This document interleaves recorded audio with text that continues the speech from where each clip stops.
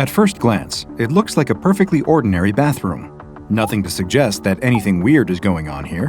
Certainly, if the D-Class personnel assigned to investigate this facility had encountered this room in the wild, if he walked into a bathroom that looked like this while visiting a friend's house or lunching in a restaurant or even stopping at a gas station rest stop, he wouldn't have any reason to think anything was amiss. But this is the SCP Foundation, so he knows that nothing here is as it seems. He glances briefly up at the camera installed in the ceiling. The lens aperture dilates briefly, focusing on his face, and he knows that an SCP technical on the other end is watching his every move. He grimaces, fully aware that his status as a member of D-Class personnel means that every experiment could be his last. That knowledge doesn't exactly endear him to the Foundation or its mission, but it's not like he has much of a choice in picking his assignments. Suddenly, a voice crackles to life over the intercom. "Please step fully into the bathroom," says the researcher on the other end of the camera feed. "What's this all about?" asks the D-Class personnel. "This is just a bathroom, isn't it? What's so special about this place?" His eyes scan the room. The floor is covered with smooth white tiles. The walls are a soothing light blue color, reminiscent of a calm ocean, the sort of color that you might pick for its soothing effect when you need to make use of these facilities. A large mirror is fixed to the wall, before a countertop with a sink. Next to the sink, there's a toilet, and next to that, a bathtub with a shower. There's a scrubbing brush and a plunger stashed behind the toilet tank, and a fuzzy shag cover stretched over the toilet lid. It's all very ordinary. It's much too ordinary, he thinks. A sudden horrible thought occurs to him. "You're not gonna watch me use the toilet?" he asks, a slight edge of panic in his voice. That's absurd, of course, but here at the SCP Foundation, there's nothing that he would put past these people. They've always got some new weirdness happening, and it wouldn't at all surprise him to learn that they would want to watch him at his most exposed. The voice comes back over the intercom. "What? No, you don't need to use that.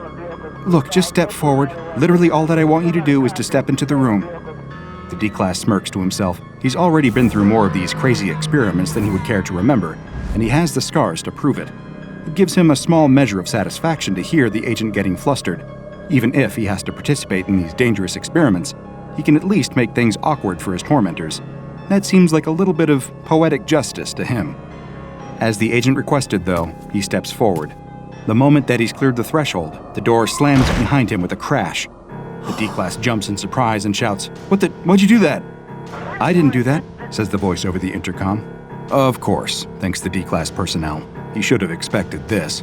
He grabs the doorknob and tries to yank the door open, but the door is stuck fast. He yanks again, harder this time, but the result is the same. The door doesn't budge at all. "The door's stuck," cries the D-Class. He feels his heart start to beat faster, and his temperature begins to rise. What terrible thing does this room plan to do to him? But after a moment, he begins to calm down. It doesn't seem like this room is planning to do anything. Maybe it's just a room with a weird door. But if that were the case, then why would the SCP Foundation be interested in this? "Just hang tight," says the agent. "I'll see what I can do about getting that door open." A few moments later, the agent arrives at the door to the bathroom and gives it a sharp yank. It doesn't budge. "Door's stuck," she says. The D-Class rolls his eyes. Of course it's stuck. "Hold on a second, I'll go get a technician," she says. The D-Class personnel listens to the sound of the agent's feet retreating into the distance. He sits down on the closed toilet and buries his face in his hands. What a day. Is he going to be trapped inside this bathroom forever? He can't help but speculate, but he tries not to think about it. He's more annoyed than anything, truth be told. He wonders if the agent is actually going for help, or if she's still just sitting in her cubicle, watching him through the camera and waiting for the other shoe to drop. His eyes flick to the camera, and he furrows his brow. He's so intent on the camera that he doesn't notice as a dark shape slowly bubbles out from the bathtub drain. It's a cockroach, a perfectly ordinary cockroach. Or is it? The roach remains motionless for a moment, perfectly still, except for the subtle twitch of its antenna. Then, all at once, it starts to move. The roach scuttles across the tub, scaling the porcelain walls, and runs across the counter. Like all cockroaches, it seems confused now that it's emerged into the light and eager to find a dark corner where it can hide again. It reaches the edge of the countertop, but, of course, a sheer cliff is no obstacle for an insect. It shimmies down the cabinet and makes a dash across the tiled floor. That's when the moving roach finally catches the eye of the D-Class personnel. He yelps in surprise and pulls his feet up, his knees going flush with his chest. The roach looks oddly out of place in this clean and well-maintained bathroom, and the sight of this disgusting little vermin fills the D-Class with a sudden and deep sense of loathing. "That's one massive cockroach," he mumbles to himself. Almost as if it heard his words, the roach starts to skitter toward him. The D-Class does not like that at all. Without hesitation, he immediately stomps on the roach, bringing his foot down with a definite thud, and then grinding the unfortunate insect under his heel. The sound is loud enough to attract the attention of the agent behind the camera. Apparently, she must have returned to her post after sending a request for a technician. "What was that?" she asks, her voice crackling over the intercom. "There was a really huge cockroach, just came out of the tub. Come on, hurry up and get the door open. I don't like it in here. There might be more of them." Okay, says the agent. "Just hold on for a second. Help will be here in just a couple minutes. Don't be so jumpy, it's just a bug after all, nothing to worry about." The D-Class personnel isn't so sure of that. After all, when you're dealing with unknown anomalies like those in the SCP archives, can you ever just not worry? He pulls his shoe off, stands up from the toilet, and walks over to the sink. Grumbling to himself, he turns the faucet and starts to wash the insect ichor off the bottom of his shoe. He's too intent on his activity to notice that a second cockroach has already popped out of the bathtub drain. Like the first one, it hesitates for a moment, and then it scuttles across the tub, scales the walls, and makes a beeline for its deceased comrade. As this happens, a third roach emerges from the drain, and a fourth. By the time the D-Class turns around, a whole battalion of cockroaches has entered the bathroom. His eyes go wide as he takes in the scene. A good dozen roaches have clustered around the first smashed roach, all feeding on its carcass. It's a grisly scene, and the D-Class is immediately revolted. He knows nothing about roaches, nothing that might suggest to him that this is in any way unusual behavior for these insects, but he doesn't really care. It looks disgusting, and he's positive that it isn't natural. I don't like this, he yells, panic rising in his voice. "Get me out of here! Hurry up and open the stupid door!" The observing agent, safe in her office, doesn't share the D-Class personnel's terror. From her point of view, she's just watching a man freak out over a couple of perfectly ordinary bugs. Of course, the scene takes on a whole different feel when you're not the one being asked to expose yourself to strange and potentially dangerous SCPs. She can't help but chuckle at the scene. "It's not funny!" cries the D-Class, once again jumping on the toilet and pulling up his legs into a fetal position. "Those things are huge! You better get me out of here now, or... He struggles to think of some threat that might convince the agent to take him seriously, but he fails. The agent is too busy taking notes on the situation. The roaches look to be ordinary specimens of the American cockroach, each about 5 or 6 centimeters long. When the group of roaches has devoured their smashed comrade, that's when things start to get really strange. The small group turns as one toward the D-Class. Now that is weird, thinks the agent.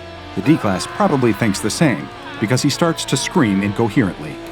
Both Agent and D-Class are so focused on the roaches that they don't notice something even more sinister happening in the bathtub. A dark, tar-like substance has started to seep out of the drain, gradually filling the bathtub. The agent is too busy trying to soothe the D-Class, trying to convince him to stop screaming and start explaining the scene to her in rational detail so that she can add his observations to her notes. Meanwhile, the oily black tar continues to bubble from the drain, the surface level rising, until the tub is approximately 1/5 full of black goo. The D-Class's eyes suddenly alight on the tub. What's this? He mutters. Suddenly, dozens and dozens, maybe hundreds, of roaches start to rise from the black goo. They boil over the sides of the tub in massive chitinous waves, spreading across the floor of the bathroom in a solid sheet of glimmering black carapaces. It happens so fast that the D-Class can only gibber in mindless terror. There are too many roaches. For the moment, the D-Class seems safe perched on the toilet. The roaches can't scale up the shiny porcelain, slipping back down at every attempt. He scrambles to his feet, standing on top of the toilet lid and praying that it will hold his full weight. Otherwise, he's going to tumble headfirst into that writhing, seething swarm of vermin. He stares at what looks like an ocean of living insects, the light reflecting off their chitinous shells with an evil, oily gleam. It's like a scene out of a cheesy horror movie, but it's all too real. Through his panic, the D-Class vaguely recalls that when he was a kid, he once read a book about ancient life on Earth during the Permian era, when the Earth was a hot, humid jungle, when high temperatures and oxygen-rich air made the world perfect for giant insects. Cockroaches have lived on this Earth for how many million years, he wonders. He knows it's a lot, and he can't help but think about that legacy now that he's confronted with a living carpet made entirely out of roaches. Aren't scientists always predicting that cockroaches will eventually outlive humanity? They're the only nasty little things tenacious enough to survive a nuclear holocaust or the punishments of climate change. He's less worried that cockroaches will outlive humanity right now, though, and more worried that they might outlive him personally.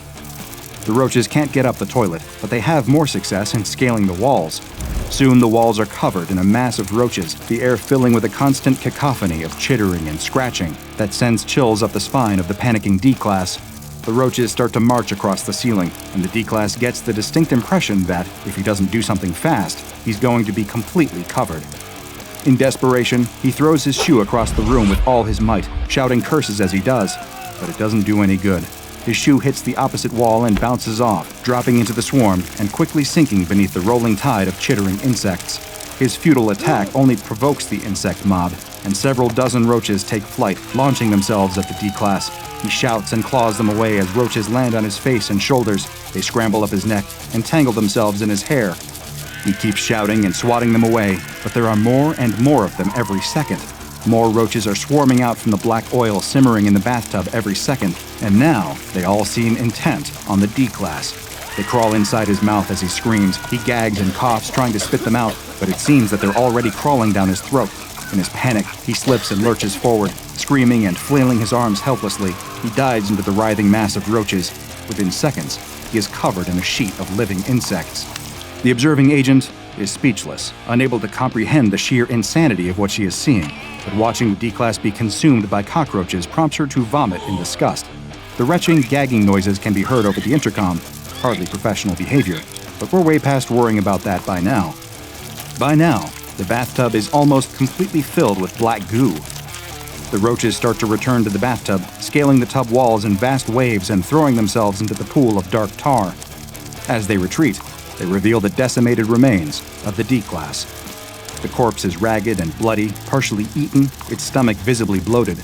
It twitches slightly, and the observing agent momentarily wonders if it's somehow possible that the D-Class personnel survived his ordeal, even though even a brief glance at the state of the corpse should make it clear it would be impossible. There's just far too much damage. It's obvious, in fact, that the twitching is caused by roaches that have burrowed into the body, squirming beneath its skin. Suddenly, something else begins to rise from the bathtub. It's another corpse, one in a much more advanced state of decomposition, to the point that it's nearly skeletal, but there's still enough flesh clinging to its bones that you might be able to recognize it for the person it used to be. Under the black ooze, there's still a ghost of a face clinging to the skull, liquefying eyeballs still rolling around loosely in its dark sockets, tattered lips hanging off of stained teeth. Its eyes swivel toward the prone body of the D-Class with malevolent intention. Black tar drips from its arms and skull. It places one hand against the rim of the bathtub, the other against the blue wallpapered wall, and slowly hoists itself up and out of the pool of black tar, displacing another few dozen cockroaches with its movements. The corpse slowly stumbles to its feet, dribbling black ichor, and steps out of the bathtub. It staggers across the room with sticky, uncertain steps, leaving a trail of roaches and black goo. When it reaches the body of the D-Class, it grabs it by the leg and then drags it back across the bathroom floor toward the tub. The skeletal corpse pulls the body of the D-Class personnel into the tub, and both of them submerge into the black goo. The remaining cockroaches follow suit, jumping into the black oil and slowly sinking below the surface. At the same time, the level of the black substance begins to fall as it starts to swirl away down the drain. After several minutes, the black goo has completely drained away, leaving no trace that it ever existed. The roaches, the strange living cadaver, and the corpse of the D-Class have all completely vanished, so that by the time the door of the bathroom clicks open again, there's nothing to suggest that there's anything at all strange about this room. Too late, the agent bursts into the room, flinging open the now unlocked door with all her might. She scans the room in confusion, knowing that just moments ago, it was the scene of grisly carnage. There's no evidence of that now, but just the memory, the sight of the D-Class's bloated corpse, the sound of thousands of cockroaches marching and scuttling in unison, is enough to make the bile rise in her throat. She leans forward, hands on her knees, and vomits again. She's seen a lot as an SCP Foundation agent, but this SCP is definitely not one for the faint of heart, or the sick of stomach. What just happened here? Unfortunately, this is far from an unusual occurrence when you're dealing with SCP-6698. SCP-6698 is to all appearances a perfectly ordinary bathroom. Until it started to manifest anomalous behavior, it existed as a second-story bathroom in a private residence somewhere in Alabama in the United States. The first instance of anomalous behavior happened the day after a resident of the household, a 16-year-old male, reported killing an unusually large cockroach in the bathroom. The following night, when using the same bathroom, that same resident was overheard yelling in fright. His screams were followed by sounds described as a sink breaking and then a body falling against a crunchy and wet surface. Other members of the family attempted to respond to these sounds, but found that the door to the bathroom refused to open. Once the noises subsided, they found the door suddenly quite pliable, but when they checked inside, they could not find any evidence of the bathroom's teenage victim. The SCP Foundation quickly responded to the incident, amnesticizing the family and planting a suggestion that the missing teenager simply ran away from home into their subconscious. The family was moved from the residence, which was then purchased by a Foundation shell company to allow for further testing. When a human enters the room, the door to the bathroom immediately closes and locks. The door will remain locked until the event is completed. Attempts to physically damage the door when it is in its locked state have all met with failure. A recording camera was installed in the bathroom to allow agents to observe the event as it unfolds. Victims who unknowingly wander into SCP-6698 will find themselves trapped. Moments after the door locks, cockroaches will start to emerge from the drain of the bathtub. Once the swarm has reached sufficient mass, the roaches will attack and feed upon the victim. At the same time, a black oil will start to fill the tub, laying the stage for the emergence of the mysterious tar zombie, which then removes the corpse of the victim from the scene. The observing agent noted that the skeletal corpse she saw emerge from the tub bore a superficial resemblance to the missing 16-year-old male, raising questions about how SCP-6698 might have bonded with its original victim. Testing was suspended following the death of the D-Class personnel, so it is currently unclear if the same tar zombie appears during every instance, or if perhaps SCP-6698 pulls from a rotating roster of previous victims during its manifestations. At this moment, the relationship between the tar zombie, the black ooze, and the legions of carnivorous cockroaches is unclear, but large amounts of spectral energy have been detected in the room, leading to an assumption that the event must be supernatural in nature and to the involvement of the Department of Spectral Phenomena. Since SCP-6698 only attacks victims who enter the bathroom and does not appear to be capable of manifestation once the door is open, the SCP Foundation has attached a special apparatus to prevent the door from closing of its own accord, and assigned SCP-6698 a designation of safe. One thing that is for sure, though, is that of all the ways that deadly SCP anomalies might choose to do away with their victims, being eaten alive from the inside by a swarm of scuttling cockroaches probably ranks up there as one of the worst. So that's something to think about the next time that you're looking for a little privacy in the bathroom. Two massive creatures are locked in a fight to the death in the middle of the sea. Destroyers, cruisers, and battleships fire special weapons and harpoons at one of the creatures, attempting to help turn the tide in favor of one. But they appear to have almost no effect on the gigantic monster. Hi, I'm DrBob, and this is SCP-3700. Also known as the Tides of War. SCP-3700 is what the SCP Foundation has labeled an 800-kilometer circular area in the North Sea, located southeast of Iceland and north of the United Kingdom. The circle contains the Faroe, Orkney, and Shetland Islands. The seafloor is abnormally deep in this area, at roughly 5 kilometers below the ocean surface, roughly 20 times deeper than the rest of the North Sea. SCP-3700 experiences all kinds of strange, anomalous activity, including extreme weather and geological events. These are caused by the interaction between two separate entities, which have been designated as SCP-3700-1 and SCP-3700-2. SCP-3700-1 is an arthropod resembling the common lobster, except this crustacean is 6 kilometers long. It has a variety of blue, yellow, pink, and red markings carved into its carapace that resembles a woman's face. It has 6 arm-like limbs, 4 of which have claws, with 2 having club-like appendages on the end, and 8 legs. It also has 4 orange eyes at the end of stalks. 3701's carapace shows significant damage, with many scars, cracks, and even some holes that reveal its soft inner tissue. It has several anomalous capabilities that it uses in its battle against SCP-3700-2. Its 2 club-like appendages are capable of striking, but they also produce a cavitation bubble that generates a force equal to several tons of dynamite, similar to what the mantis shrimp is able to do but on a much larger scale.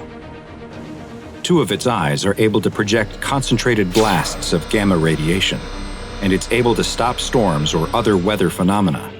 Despite being 6 kilometers long, 3701 can reach speeds faster than 100 kilometers per hour, and has even shown the ability to demanifest and disappear if it doesn't locate SCP-3702 within roughly 15 days after appearing. SCP-3701 appears to be friendly in nature and shows some small signs of intelligence. When accompanied by Foundation ships, it will either ignore them or provide a small amount of aid by helping to move disabled craft away from danger. After appearing, it travels the full 800-kilometer area of SCP-3700 in a spiral pattern from the center out toward the edge. Interestingly, the center is the exact center point between the 3 island chains located within the circle, and is home to numerous shipwrecks. Since being first discovered by the Foundation in 1922, 3701 has slowed down considerably in its movement and has lost a significant amount of mass. It was first measured at a length of 16 kilometers, a full 10 kilometers longer than its current state. It also appears weaker and seems to be having a much harder time subduing SCP-3702. SCP-3702, on the other hand, looks like it belongs to the family of ray-finned fish and has an appearance that closely resembles the pelican eel, except that it has 13 appendages encircling the middle section of its body. These appendages look like the tentacles of an octopus, complete with suckers, and can tuck them into its body when not in use. 3702 is currently 32 kilometers long, and opposite to SCP-3701, it is growing larger, having only been 300 meters long when first identified in 1945. Most of that length is the creature's whip-like tail that ends in a sharpened point. It's currently roughly 1 kilometer wide at its largest point, and each of its 13 tentacles is around 60 meters long. Its most distinctive feature is its massive mouth, which can open up almost 3 kilometers wide. 3702 is black in color, with white, purple, and red bioluminescent lines that resemble a man's face on either side of its torso. SCP-3702 can create sudden changes in the weather, generating huge storms and Category 5 hurricanes, as well as massive whirlpools that suck in any vessel within 150 meters before grabbing them with its tentacles and tearing them apart. It's also able to produce high-energy sound waves and streams of blue fire from its mouth that it uses to destroy close-range targets. SCP-3702 appears at random locations within the 800-kilometer area, except during the spring and autumn equinoxes, when it appears at the exact center of SCP-3700. It stays submerged unless it encounters 3701 or another object, and will demanifest roughly 15 days after first appearing. It's extremely hostile to any creature or object that approaches it, and has even been witnessed destroying entire pods of whales. Conventional weapons have no effect on it, and even special anomalous weapons used by the Foundation have only had a moderate effect. Only 3701 has so far been able to subdue it. When SCP-3701 and 3702 do meet each other, they will engage in a prolonged fight, with each attempting to temporarily kill or subdue the other. Historically, the winner of each contest would swap depending on which half of the year it was, with 3701 consistently winning during the Northern Hemisphere's spring and summer, and 3702 winning during the fall and winter. However, since the Foundation has begun implementing containment procedures, SCP-3701 has won the last 64 cycles in a row. A number of changes happen when one of the creatures wins. When 3701 is successful, major storms in the area immediately cease, crop yields double, and local oceanic life increases their reproductive rates by a factor of 3. This can lead to dead zones forming from the overpopulation of certain species of zooplankton. Erosion rates on the islands also increase by a factor of 5, which has led to the Foundation needing to bring in large amounts of dirt and sand in an attempt to combat it.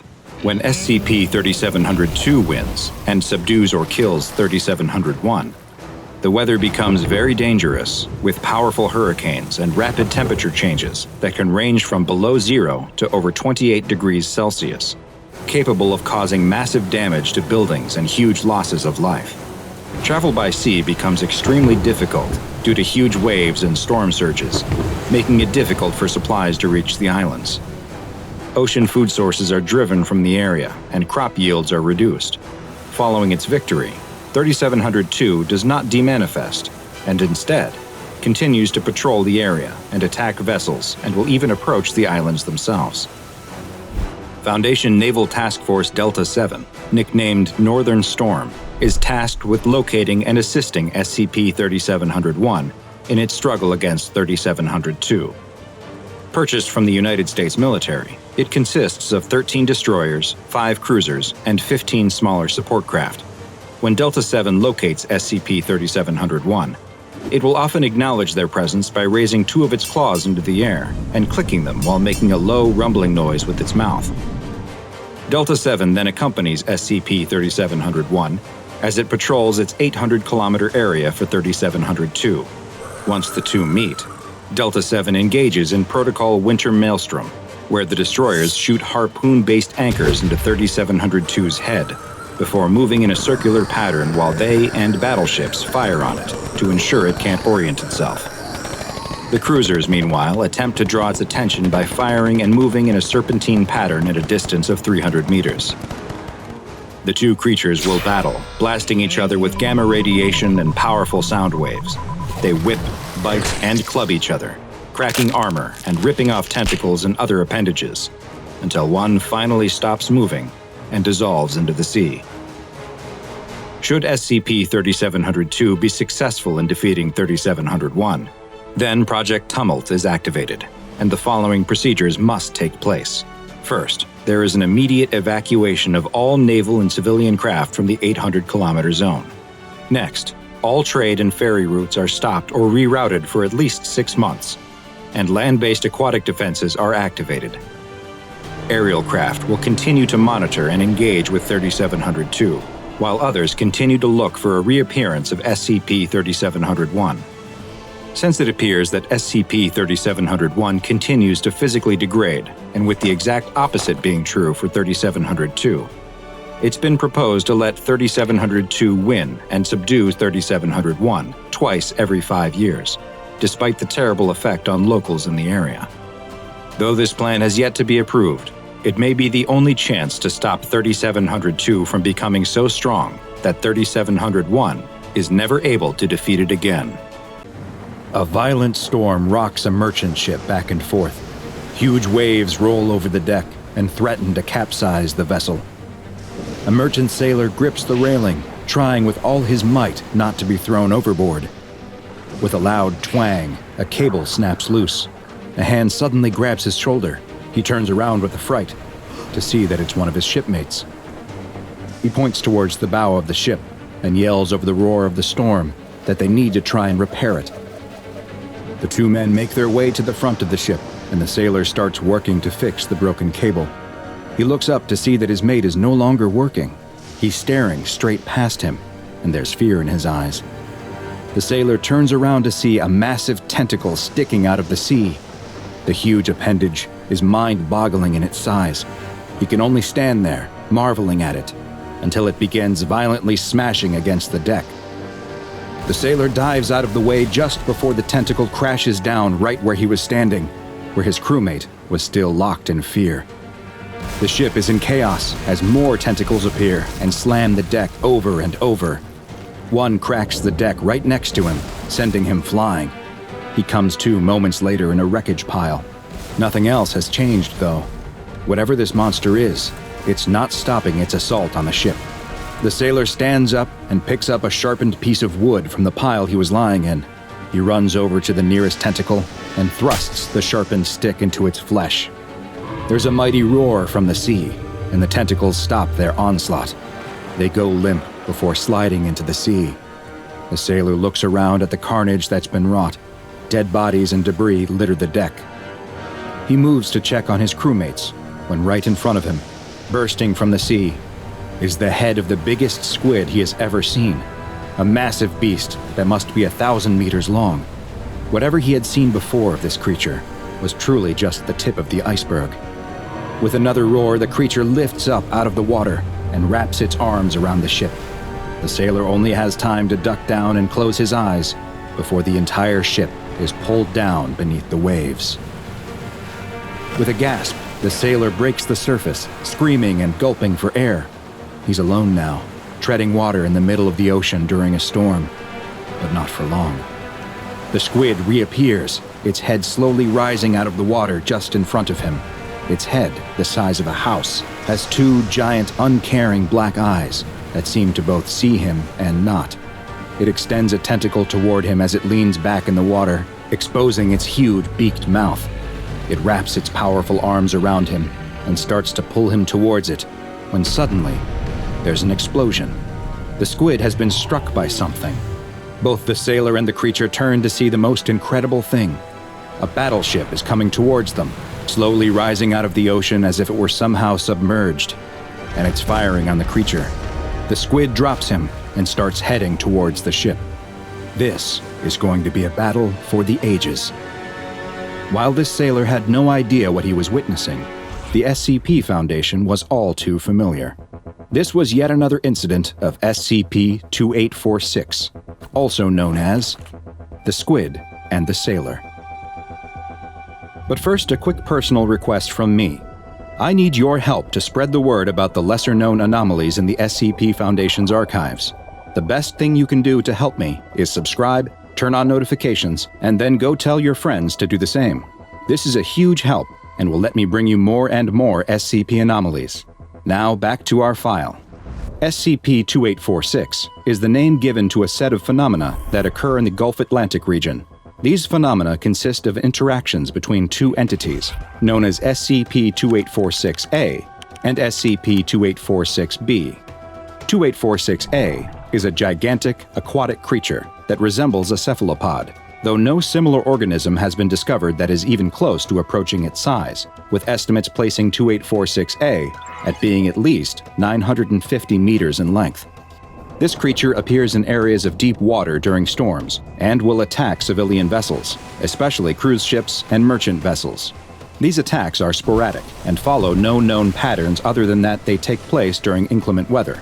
They are sudden and without warning, and will nearly always result in the complete destruction of the targeted vessel if they're not intercepted. Attempting to stop these attacks is SCP-2846-B, a large seafaring vessel that in its current form resembles a Pennsylvania-class super dreadnought battleship, though it appears hazy in photos and videos, as if translucent, and eyewitness observers have described the ship as looking vaporous. Just like SCP-2846-A, this ship will appear from deep water, surfacing near the site of a 2846-A event. The vessel will fire on the creature, drawing its attention, and the two will then engage in a heated battle. The two will continue fighting until SCP-2846-A is rendered immobile or completely incapacitated, after which it will sink down into the sea. Following its victory, the ship too will then submerge and disappear beneath the waves. SCP-2846-A is believed to have existed for thousands of years, and maybe even older than that. The creature's existence was first recorded in an Icelandic saga from the 13th century, but the Foundation's first documented sighting came in 1905, when an agent working for the Foundation, one Admiral Reginald von Allen, spotted the creature surfacing with a whale wrapped effortlessly in its tentacles. Soon after spotting it, a ship of the line surfaced as well to do battle with the creature. The Admiral tried to signal the crew that he could see on the deck of the ship, but the vessel descended back below the surface before any communication could take place. In 1935, the mysterious ship appeared again, near the SCPS Hildegard, and this time, the anomalous vessel was the one to initiate communication. Some of the crew of the ship, designated as SCP-2846-B1 through B915, came aboard the Foundation ship and engaged in a conversation with Captain Levi Hansen. SCP-2846-B1 identified himself as David Thomas Jones of the Royal Navy, and went on to explain that their ship had been sunk by a monster resembling SCP-2846-A over 300 years in the past. He described how after sinking into the darkness of the sea, he awoke on a mysterious shore where he met with a woman who referred to herself as Calypso, the goddess of the sea. She explained how she had sealed the leviathans that prowled the depths of the ocean in a pit, but that over time, the seal she had placed on it had begun to weaken. A Titan had escaped and taken the form of the most deadly creature in the sea, the Kraken. Calypso feared that the creature would attempt to further destroy the seal and release its monstrous brethren, a disaster that would result in the end of all human life. She requested that Jones pursue the creature along with his crew for as long as needed, and in return, they would be granted immortality. Jones agreed, and his endless battle against the anomaly began that day. The reason he had now come aboard a Foundation ship was directly related to this task. SCP-2846-A had grown more powerful over the years, larger and bolder too. He and his men couldn't die, but many more would if they were no longer able to subdue the beast. He needed something from the SCP Foundation. He needed a bigger boat. Following this conversation, and seeing the value in allowing Jones and his crew to continue their mission, the Foundation commandeered a newly built Pennsylvania-class super dreadnought battleship from the U.S. Navy, the USS Montana. The ship was sunk 15 kilometers from a Foundation naval facility in Cuba. 30 hours later, the ship surfaced from the sea, though it was now more heavily armed than the USS Montana had been. As part of the agreement, SCP-2846-B was fitted with an explosive device that is capable of completely destroying the ship should the crew for some reason ever turn their guns on Foundation or other human targets. In 2013, an important discovery was made after a tracker was attached to SCP-2846-A. Deep in the Atlantic, roughly 1,300 nautical miles west of Florida, a depression in the ocean floor with a large iron object on top of it was found. 2846 seems to return to this site over and over, where it has been observed clearing the rocks from the area. And it appears that it is almost finished with its task. The iron plate on top of the depression is nearly exposed. It's not known exactly what's underneath, but whatever it is, it's hot. Very hot, with temperatures near it measured at over 4,000 degrees Celsius. It's feared that whatever the creature is trying to unearth, it would lead to an XK end-of-the-world scenario, and it is imperative that it not be allowed to do so. And there's more bad news when it comes to SCP-2846. In 2014, the Foundation ship SCPS Pristine was pursuing a large underwater organism assumed to be SCP-2846-A, and signaled to 2846-B to surface and dispatch the creature in what had become the normal operating procedure. Something strange happened, though, and the Pristine was suddenly struck by a mysterious force. As SCP-2846-B began to engage with the now surfaced 2846-A, the crew of the Pristine reported seeing numerous eyes appearing and disappearing in the water below the ship. They had never seen anything like it. The ship was struck again as satellite images spotted an enormous entity directly beneath the ship. The Pristine began taking on water, and the crew was forced to abandon ship. 2 other SCP ships in the area fired on the strange, many-eyed entity, causing it to once again disappear into the depths of the ocean, as SCP-2846-B banished 2846-A to the ocean once again. Due to the ongoing danger of SCP-2846-A, it has been classified as Keter. In the event of an appearance, Mobile Task Force Tau-11, also known as the Can Openers, who are stationed aboard the SCPS Nikolai, are to utilize a special transmission device to signal the crew of SCP-2846-B and maintain contact with them throughout their engagement with the creature. Tau-11's primary mission is to minimize civilian exposure to the anomaly, and any non-Foundation ships that come in contact with either 2846 entity are to be moved from the area, and all aboard the craft are to be given Class C amnestics. The SCPS Nikolai's captain has been given permission to fire on SCP-2846-A to assist in the fight, and should 2846-B turn hostile for any reason, the explosive device on board is to be detonated. It is still unknown just what the entity that attacked and destroyed the SCPS Pristine was, but the ease with which it dispensed of the vessel has many in the Foundation worried that SCP-2846-A has already been able to release one of its brethren from its prison, and at this point, stopping them may no longer be an option. A young man and his girlfriend enter the apartment they share. She tosses her keys on the entryway table as the man checks the time on his phone. He reminds the young woman that they will need to leave soon if they don't want to miss the movie they have purchased tickets for. The woman agrees, but she wants to take a quick shower before they leave. As she goes to freshen up, the man sits down at his computer to get in a quick round or two of his favorite online squad-based first-person shooter. He puts on his headset and jumps into a game. Before he knows it, he's just finished his 3rd round. He checks the time on his phone again and realizes that they were running late. He takes off his headphones and is confused when he hears what sounds like the shower still running. He gets up and goes to the bathroom door and listens. The shower is definitely still on.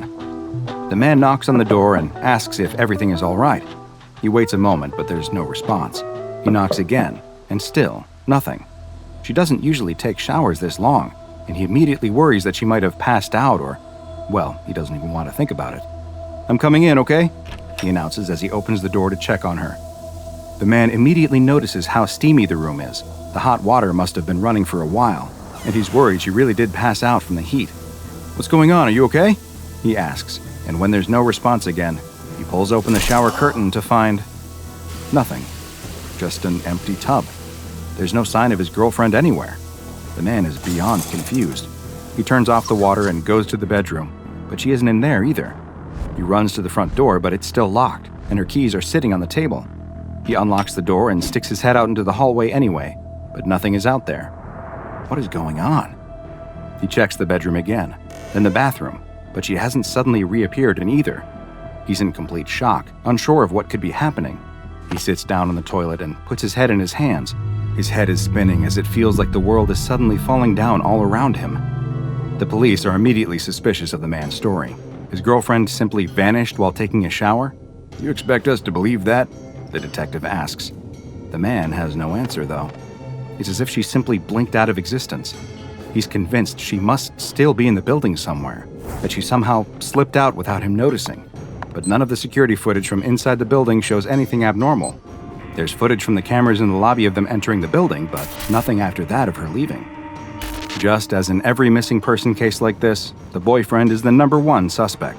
But without any evidence, they can't hold him any longer. After many long hours of interviews, they finally allow him to leave, but not back to the apartment, since it's an active crime scene. The man has no family to speak of, and his few friends seem to have the same suspicions as the police and want nothing to do with him. His girlfriend was the only person he truly had in the world, and now she's gone. He's put up in a shabby motel, and days pass, then weeks, then months, but no evidence of the missing woman ever turns up. The man replays the memory of that day over and over in his head, searching for some kind of answer, but try as he might, he can't remember anything helpful. No clue as to what could have happened. The case is completely cold, and has been from the very start. The police eventually have to move on to newer, more solvable cases, and they finally allow the man to return home. He's overwhelmed with emotion the first time he enters the apartment. The place is a mess. It looks like the police turned it inside out looking for clues. Not knowing what else to do, he starts the long process of cleaning up the apartment. After hours of putting things away, he eventually gathers the strength to go to the one room he's been avoiding, the bathroom. He opens the door to the last place he's certain his girlfriend was. He enters to find that it looks like the rest of the apartment, as if someone has looked at every single object. But just like him, the police never found any trace of where she went. After straightening up this last room, he decides that he should take a shower and go to bed. It fills him with dread to think about standing in the last place he knows where she was. But he's had months to grieve the loss of his girlfriend, and he's decided that he needs to move on, whatever that means when someone goes missing without a trace. He turns on the shower and lets the water heat up before stepping in. Once he's in, every thought he has is about her. He wonders if she ever actually got in the shower at all, or somehow used it as a diversion to slip out unseen. He just can't figure out how. The day's events race through his mind, just as they have 1,000 times before, but his thoughts are interrupted when he notices that the water has started to pool around his feet. He looks down and sees that the drain cover looks normal. Maybe there's a clog, though. Do showers clog when they're not used? He has no idea. He bends down to get a closer look. The long, black creature emerges from the drain in the blink of an eye and latches onto his mouth, muffling him before he even has a chance to scream. He struggles and pulls down the curtain on top of him as he falls back onto the shower floor. But it's already too late. And in a matter of minutes, he too will be gone without a trace. Is there anything more comforting after a hard day than a nice, long, hot shower? The answer to that is no, there is nothing better. But that relaxing shower might just be the last you ever take when, unbeknownst to you, your pipes are home to an instance of SCP-153, also known as drain worms. SCP-153 refers to a species that resembles the common nematode, or roundworm, consisting of a long, thin body with a large mouth on one end. While some roundworms can grow to as large as a meter long, which is in itself a disturbing thought, SCP-153 instances can be much, much larger, and it is estimated that they can reach up to nearly 10 meters in length, though it is hypothesized that some instances in the wild may grow even longer. These worm-like creatures will feed off of any available organic material. However, their favorite form of sustenance is fresh animal tissue, and they appear to have an especially strong predilection towards human flesh. In order to satiate their desire to feed on their preferred prey, SCP-153 has developed a rather unique predatory style that perfectly suits its elongated body structure. While it is unknown just where they originate, they are most often found in the pipes of sewer and drainage systems. 153 instances will swim up those pipes, seeking out ones that lead to people's homes, and especially those that connect to showers and bathtubs. Once they reach the end of the pipe, SCP-153 will latch onto the drain cover and begin secreting an acidic substance. The acid quickly dissolves the drain cover, and SCP-153 will position its own mouth in its place, which it then is able to camouflage as the missing drain cover almost perfectly. Once SCP-153 has taken this position, it is virtually impossible to distinguish it from the original or discern that anything has changed. SCP-153 will then lie in wait until it detects that someone has entered the shower or bathtub. Once the unsuspecting person has begun to bathe, it will very quickly emerge from the drain, latching onto the victim's face, most likely in order to prevent them from calling for help. It then begins to rapidly secrete more of the same acid that it used to dissolve the drain cover. With how effectively it was able to dissolve metal, it's no surprise that SCP-153 is able to quickly produce the same effect on its victim. Their skin, muscle, and bone will all be almost immediately liquefied, allowing SCP-153 to feed on the slurry, and the drain worms feed extremely quickly as well. After just several minutes, basically nothing will remain of the person who stepped into the shower, and 153 will retreat back into the drain, leaving no signs that it was ever there, save for the missing drain cover. The SCP Foundation became aware of this anomaly following multiple mysterious missing person cases that all had one key element in common. Each was reported as having disappeared after entering a bathroom to either shower or take a bath. The Foundation soon discovered that large populations of SCP-153 instances were living in the sewers beneath several major American cities, and immediately began enacting containment procedures. The Foundation collected as many specimens as they could, and brought them to Bioresearch Area 12, where they keep them contained in 10 by 10 by 5 meter tanks that are kept partially filled with sewage and other organic material for them to feed on.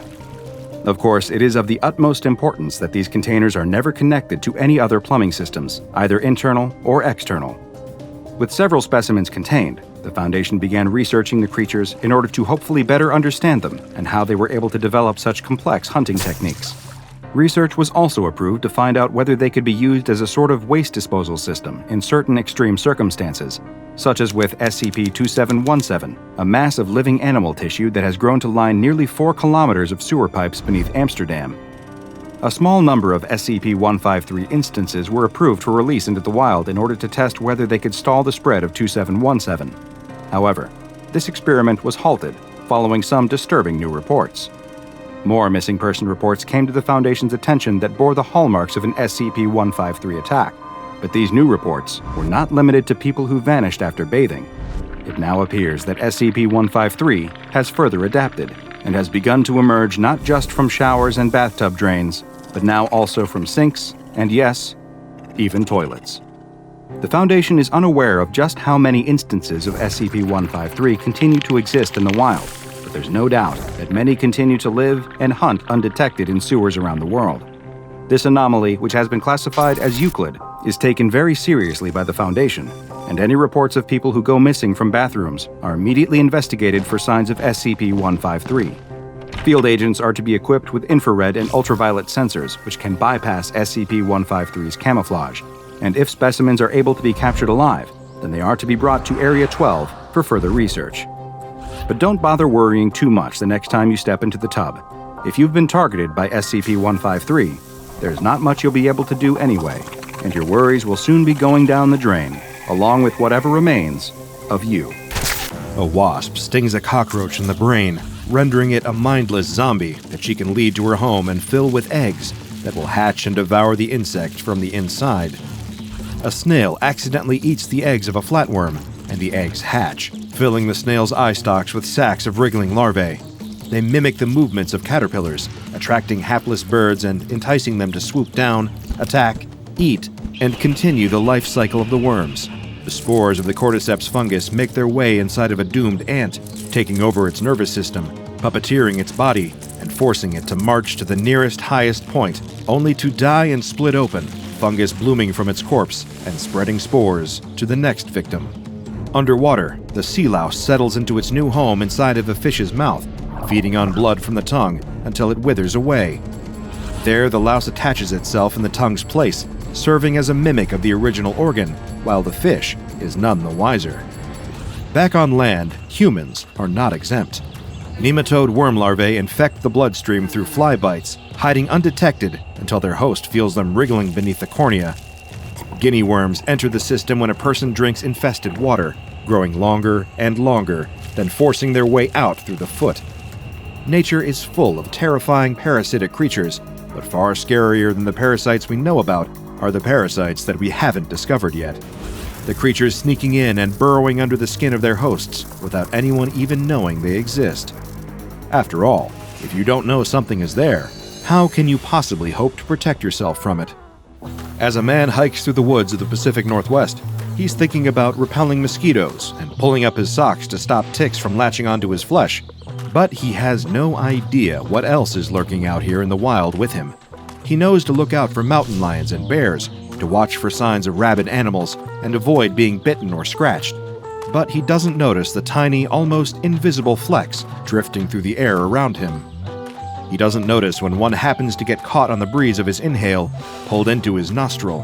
He rubs at his nose idly, sniffing to clear his airways, then turns his attention to a bird nesting in a nearby tree. All the while, something is taking root right under his nose. Well, actually, inside of it. But he doesn't feel a thing other than the occasional urge to sneeze. He does, sneezing loud enough to startle the bird he was observing moments ago, but it doesn't do any good. Sneezes are for clearing out dust and debris, foreign objects that wind up in the nose by happenstance. This new intruder is there by design, and it is holding on tight. The hiker continues the rest of his walk without a care in the world, taking deep breaths of fresh forest air and relishing the feeling of the breeze on his face. By the time he gets back home, he's made it out of the woods without a single mosquito bite, with nary a tick to be found in his meticulous pre-shower check. That night, he sleeps soundly, and the next morning as he goes back to work at his office job, all thoughts of the wilderness slowly drift from his mind. He goes about his ordinary routine for months, all the while carrying a hidden passenger with him from place to place, a tiny little thing steadily growing larger and larger, spreading spindly appendages out and up, through the nasal passages, up toward the skull. One night, about 6 months after that fateful hike, the man is sleeping peacefully in his bed, dreaming of a sunlit forest clearing and the pleasant chirping of birds, when all of a sudden, he's jerked awake by a splitting pain in his head. His vision swims from the throbbing pain, and he clutches his face, pressing against his forehead. It must be a migraine, he thinks. He hasn't had one in quite some time, but this is clearly no ordinary headache. Eventually, the pain subsides, and he's able to drift back to sleep. But the next day, at the office, it returns. That same sharp pain radiating through his skull, like the worst sinus headache he has ever had. The persistent feeling of pain and pressure in his head becomes too much to bear, and he decides to take the rest of the day off of work and go to the doctor. Much to the man's relief, his doctor is not concerned. With no other troubling symptoms presenting themselves, the situation seems relatively straightforward. She writes a prescription for some migraine medication, then sends the man on his way. That night, when the headache returns, the man takes some of the medicine, and the cloud of pain clears. Sweet relief. Once again, things are good. For a couple months at least. But then, one day, on his morning walk to the office, just as he's lifting his travel mug of coffee to his lips, his vision cuts out. It's as if something is blocking his eyes, as if someone were covering them and preventing him from seeing directly ahead. But when he lifts his hand to feel his face, there's nothing there. Panicking at the sudden loss of sight, he drops his cup, spilling coffee all over the sidewalk. He doesn't even notice the spill, too busy grasping at his face and feeling his eyes with his fingers. He fumbles in his pocket for his phone, hoping he can remember where the numbers on the screen are well enough to call 911. But his hands are shaking so hard that he drops the phone, hearing it clatter on the pavement. He exclaims in frustration and fear and turns around following the sound of the phone. And as he turns, his vision suddenly clears, the blinders lifted, and he's able to see just as well as he did before. Experimentally, he turns back to face his original direction, and again he loses his sight, something blocking his view. He turns around, and he can see again. He tries this a few more times, spinning back and forth, watching his vision flicker in and out. He only stops when a passing jogger shouts at him, asking what the hell he's doing. The interruption startles him, bringing him back to Earth. What is happening? Surely this can't be normal. What is it about facing one direction that causes him to lose his sight, while another direction returns him to normal? A sinking feeling in his stomach tells him that whatever was causing his headaches before, it was not something he should ignore any longer. He grabs his phone off the ground, calls out of work, and schedules an urgent appointment with his doctor. At first, he considers running home and getting his car or his bicycle, but his unreliable vision would make taking either mode of transportation a potentially deadly mistake. So instead, he walks. The walk to the doctor's office is the most difficult walk of the man's life. Every time he turns a corner, he wonders if his vision will flicker out again, if the mysterious obstacle will block his sight and force him to reroute himself or start from scratch. While trying to maintain a consistent line of sight, he loses his balance several times and nearly collides with a lamppost. Eventually, he reaches the doctor's office. One look at the man's terrified face is enough for the doctor to insist on some immediate x-rays of his head. The man sits on the examination table, nervously bouncing his knee, waiting for the doctor to return with the results. What could it be? Some undiagnosed degenerative illness? A tumor? Irreparable damage caused by looking at a solar eclipse as a child? The man can hear the doctor speaking to a nurse in hushed, frightened tones just outside of the exam room door. He can't quite tell what she is saying, but he makes out one word that makes his blood run cold. Infestation. When the door opens and the doctor enters holding the man's chart, her expression is neutral and professional, but her face is pale, her forehead dotted with sweat. She can't hide the fact that whatever she saw on that x-ray, it horrified her. "What is it?" he asks, though he isn't sure he wants to hear the answer. The doctor is silent for a moment, turning over the right words to say in her mind. After a seemingly endless pause, she pulls an x-ray from the stack of papers on her clipboard and pins it up for them both to see. There the man can see his skull, a white outline against the dark background, his skeleton on display. But inside of the skull, there's a mass that definitely shouldn't be there. It starts in his nose, a rounded shape, but it stretches out in long limbs that travel up into his brain. After a long pause, the doctor speaks. "I've never seen anything quite like this before. At first, I thought it might be some sort of growth, but as I reviewed the scans, I realized that it showed signs of movement. Whatever's in there, I'm afraid that it's alive." The man's stomach turns, and he worries for a moment that he might be sick all over the clean white floor. Instead, he just asks the doctor what can be done to help him. She explains that she plans to give him a local anesthetic, then attempt to get a closer look at the situation. Once she has eyes on the parasite, she will see if she can surgically remove it without causing any additional damage to his brain tissue. All the man can think about is that thing inside of his skull and how badly he wants it gone, by any means necessary. He immediately agrees, and after a few quick injections, he's lying on his back, staring up at the ceiling, as the doctor performs a nasal endoscopy. She slides the tube up his nostril a little bit at a time, monitoring the image on a nearby screen. Suddenly, she freezes, a small gasp escaping her lips. He demands to know what she's seeing, and she stammers, saying only that it's a creature she's never seen before, but it looks quite a bit like a sea spider. The man's eyes widen, and he's about to say something else, but suddenly his vision goes dark again. Now he knows what that means, and the doctor's startled cry confirms it. The creature is moving. The man begins shaking, begging the doctor to get it out of him, to just grab the invader with some tweezers or whatever it is doctors do in this situation and get it out of his head. She grabs a pair of nasal forceps and slowly eases them into his nose, but the creature feels her coming and lurches upward away from her grasp. The man feels a sudden burst of pain, and then everything goes dark as he loses consciousness, his eyes fluttering shut. The doctor checks his pulse, checks his breathing, and attempts to rouse her patient, but he's out cold. As she examines him, she notices a fluttering motion beneath his right eyelid. At first, she thinks she imagines it and takes a closer look. The flutter turns into a distinct, undeniable bulge beneath the eyelid, and then a slender limb pokes out from beneath the thin veil of flesh. It curves under the eyelid, tugging it open to reveal the unfocused eyeball beneath, and something else. Something moving, pushing the eyeball aside just slightly without knocking it from the socket. The doctor watches in open-mouthed horror as more long, thin appendages join the first, poking out from behind the eye toward the air. The many-legged creature pulls itself from the ocular cavity and begins scuttling down her patient's face, over his neck, and off the edge of the exam table and onto the floor. As it nears the door, the doctor regains her ability to move and rushes to try and catch the thing. She grabs a jar and the forceps, hoping to capture it without touching it. Even with gloves on, she shudders at the thought of touching the thing.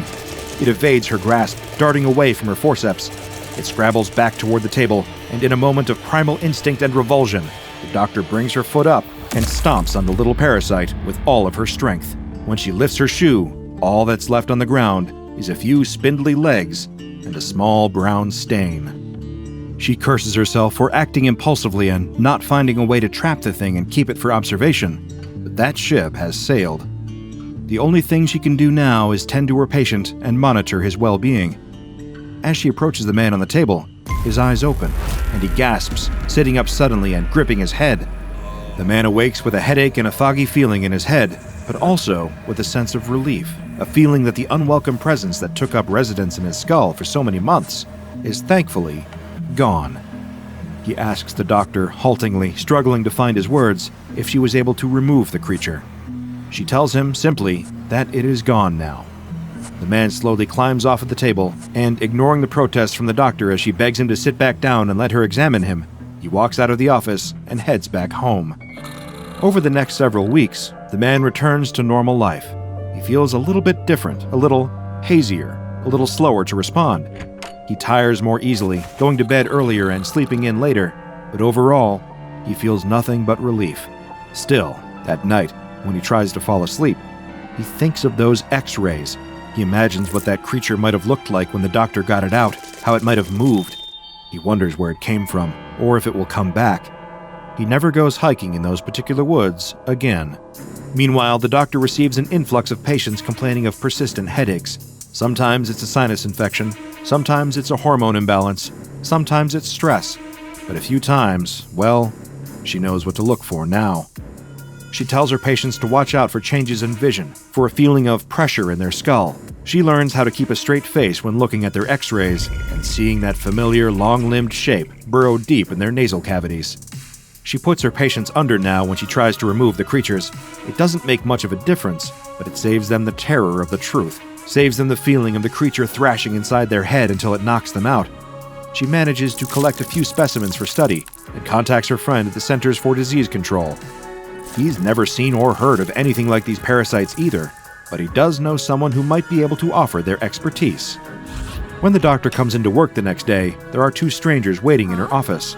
They introduce themselves as employees of a specialized research foundation and ask to see her samples. The next thing she knows, the doctor is waking up in bed the following morning, and she has no memory of ever seeing a patient with a strange spidery parasite in their skull. If she remembered enough to look for the records, she would find that they had disappeared from her office, along with the living specimens she had collected.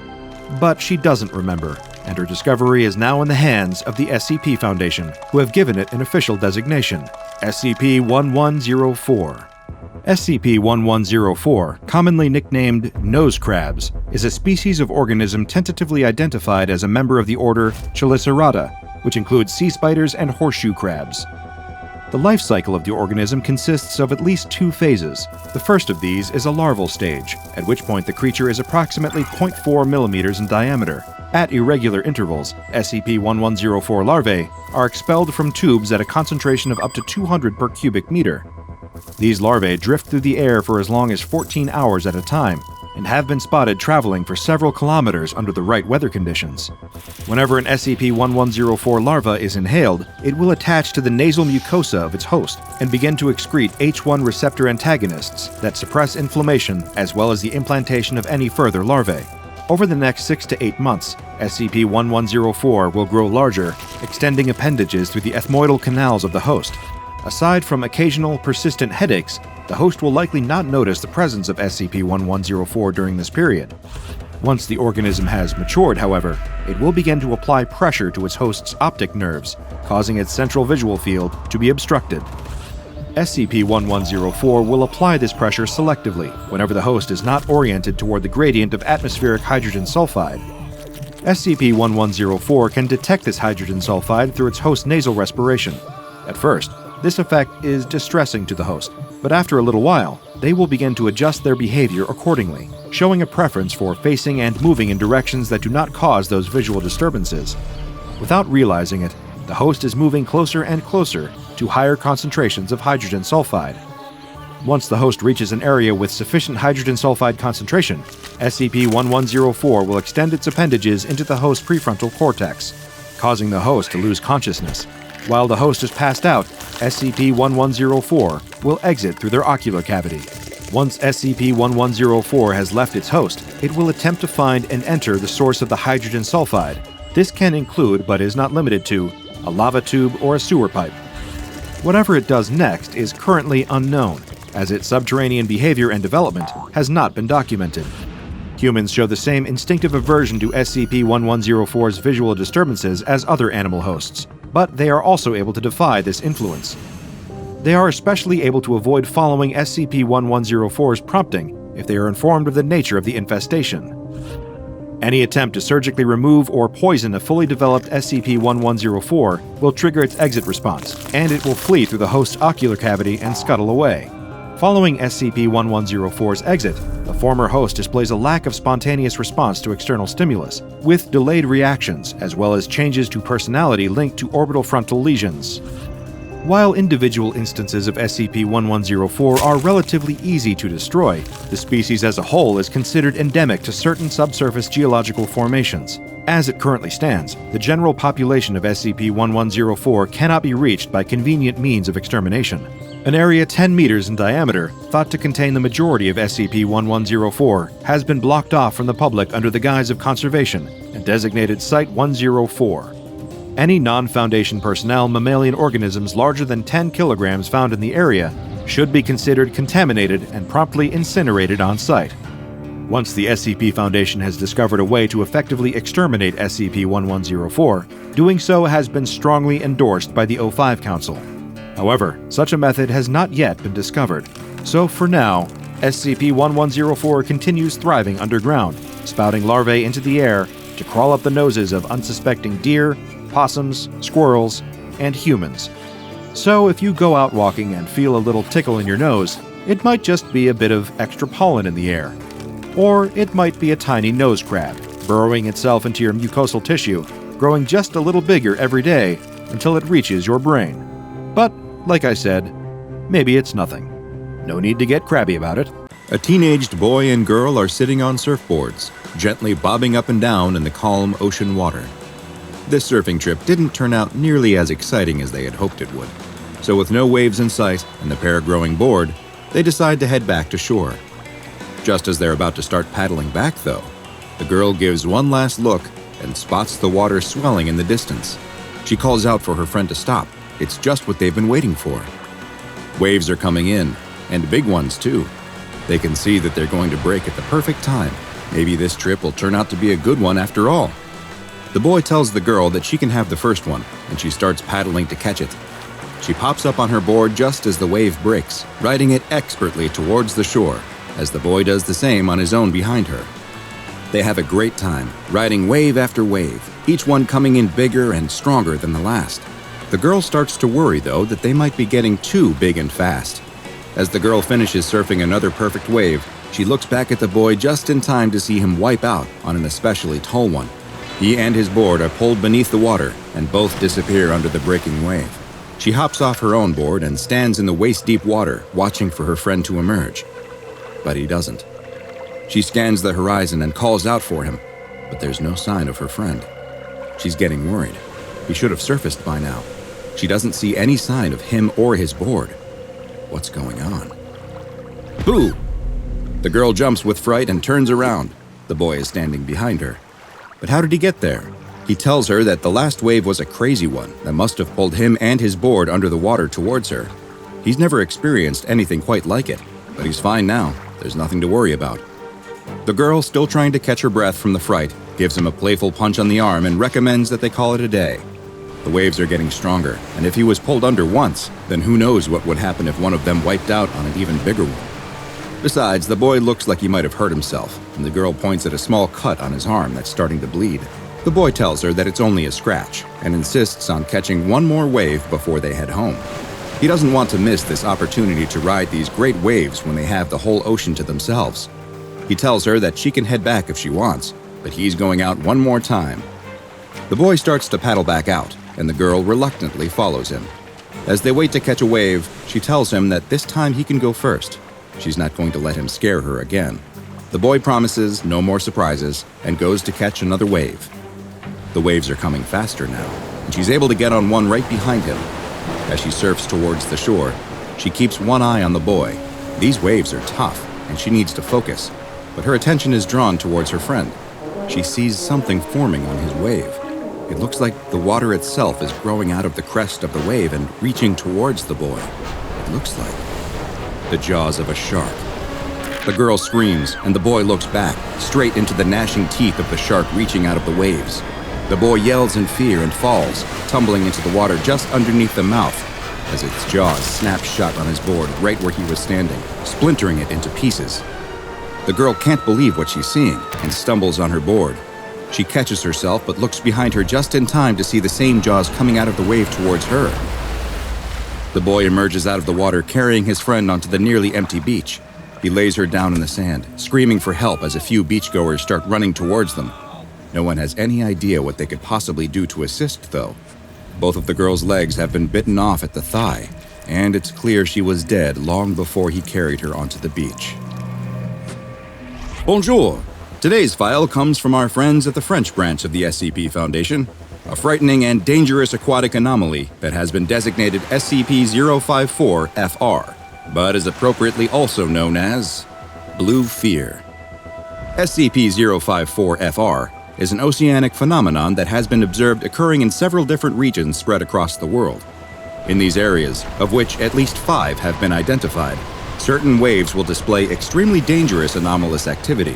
The waves themselves will seem to physically transform, taking on a shape that resembles the mouth and jaws of a Carcharodon carcharius, a species of shark better known to most as the great white. The giant shark mouth, which is full of row upon row of razor-sharp teeth, will often go unnoticed until it is too late for the unfortunate victim, with the roar of the powerful wave itself covering up much of the sound of the gnashing jaws as it attempts to bite the targeted individual. The SCP-054-FR phenomenon will only appear on waves in these areas that are at least 4 meters in height, but a maximum height on which the jaws will manifest has yet to be identified. Waves carrying the anomalous effect are changed in other ways too.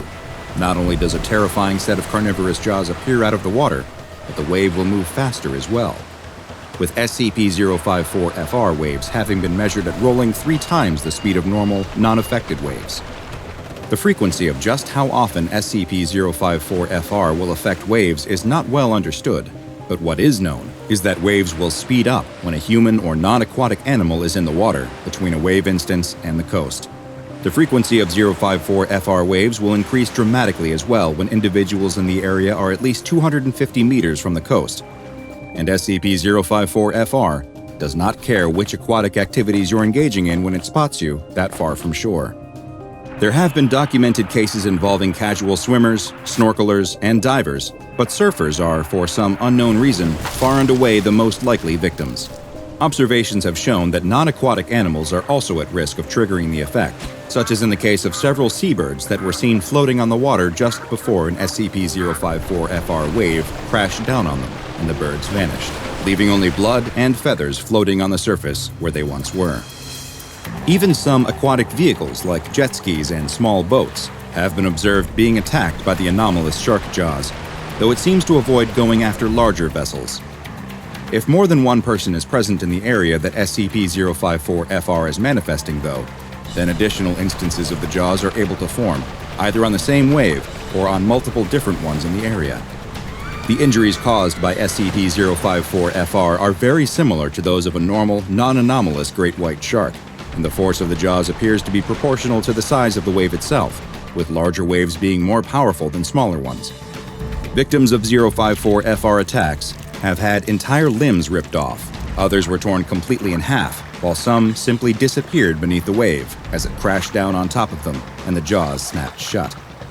The only way to avoid being bitten or swallowed whole is to dive down under the wave before it impacts, but the opportunity to do so is quite rare given the wave's ability to sneak up on its victims, and the injuries that are nearly always sustained from an appearance of SCP-054-FR are fatal in 68% of recorded cases.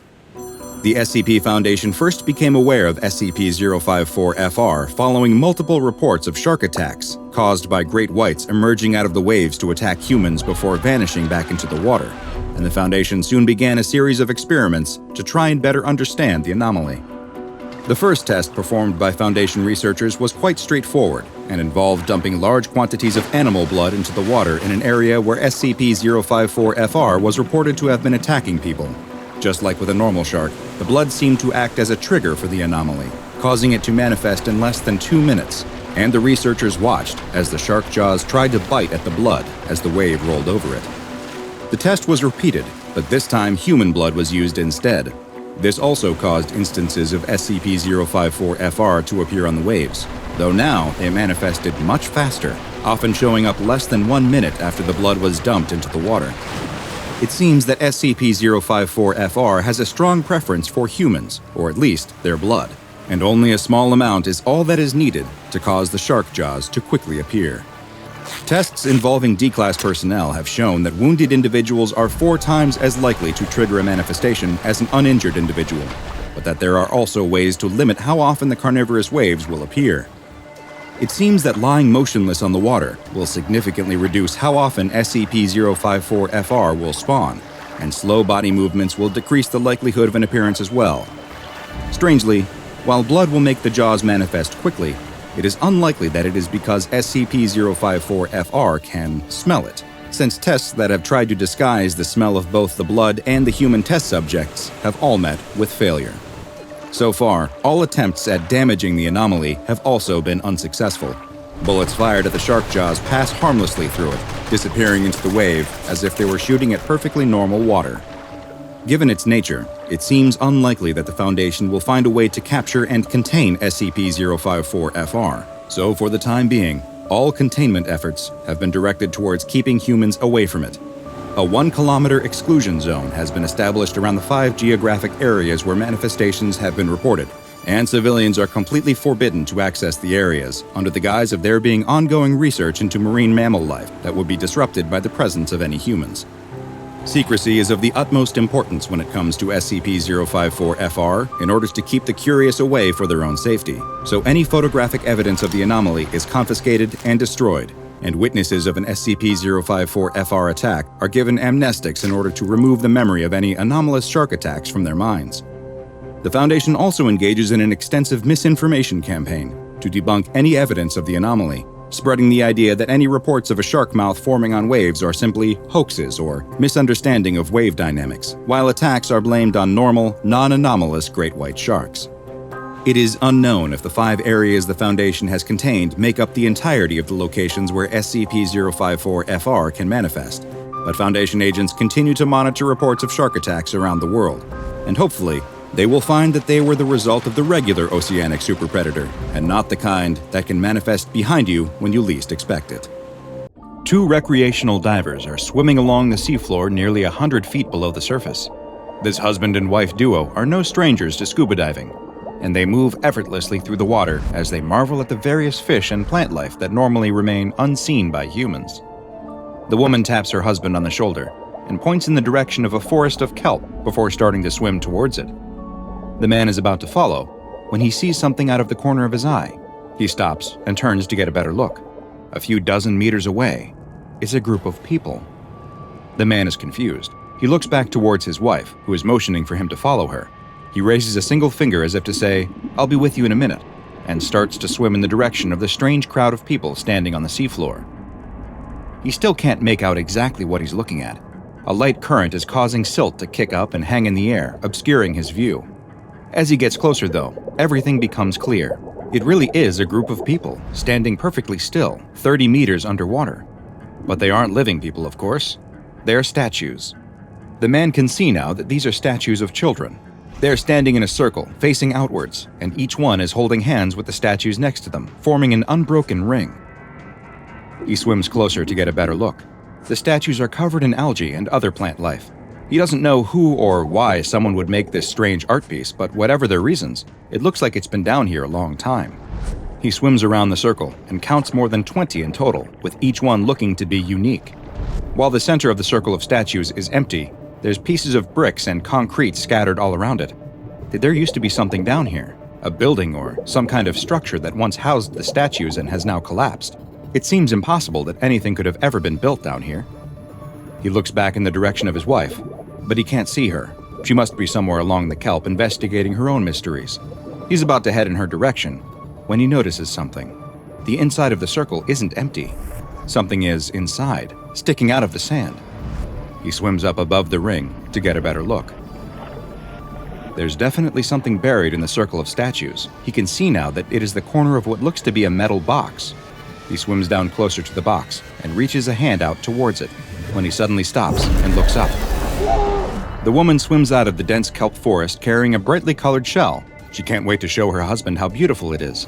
She looks around, but there's no sign of him. She looks in the direction that he swam and spots the same strange group of people that he did. As she swims towards them, she also quickly realizes that these are just statues. Very odd ones, but statues nonetheless. She also notices the rubble that surrounds them. The broken chunks of concrete, bricks, some bones. Wait, bones? That's when she spots something else lying on the ocean floor just outside the ring of statues. It's her husband's scuba tank, with his shattered mask resting on top.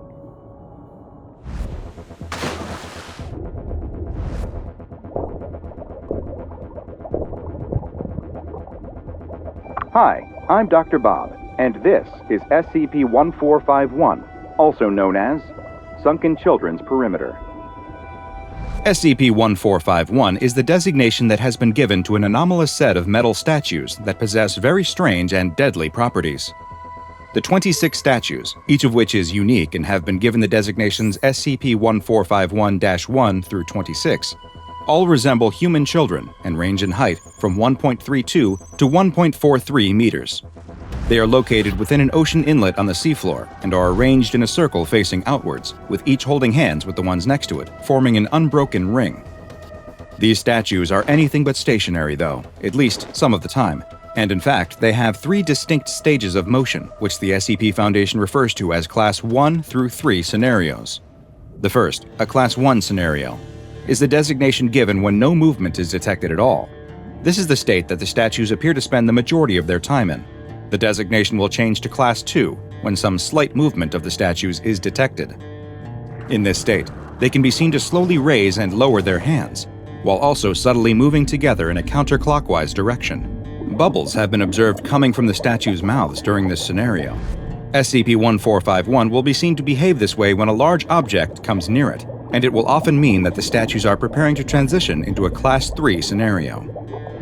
A Class 3 scenario will be triggered when a solid object that weighs more than 40 grams enters the center of the circle.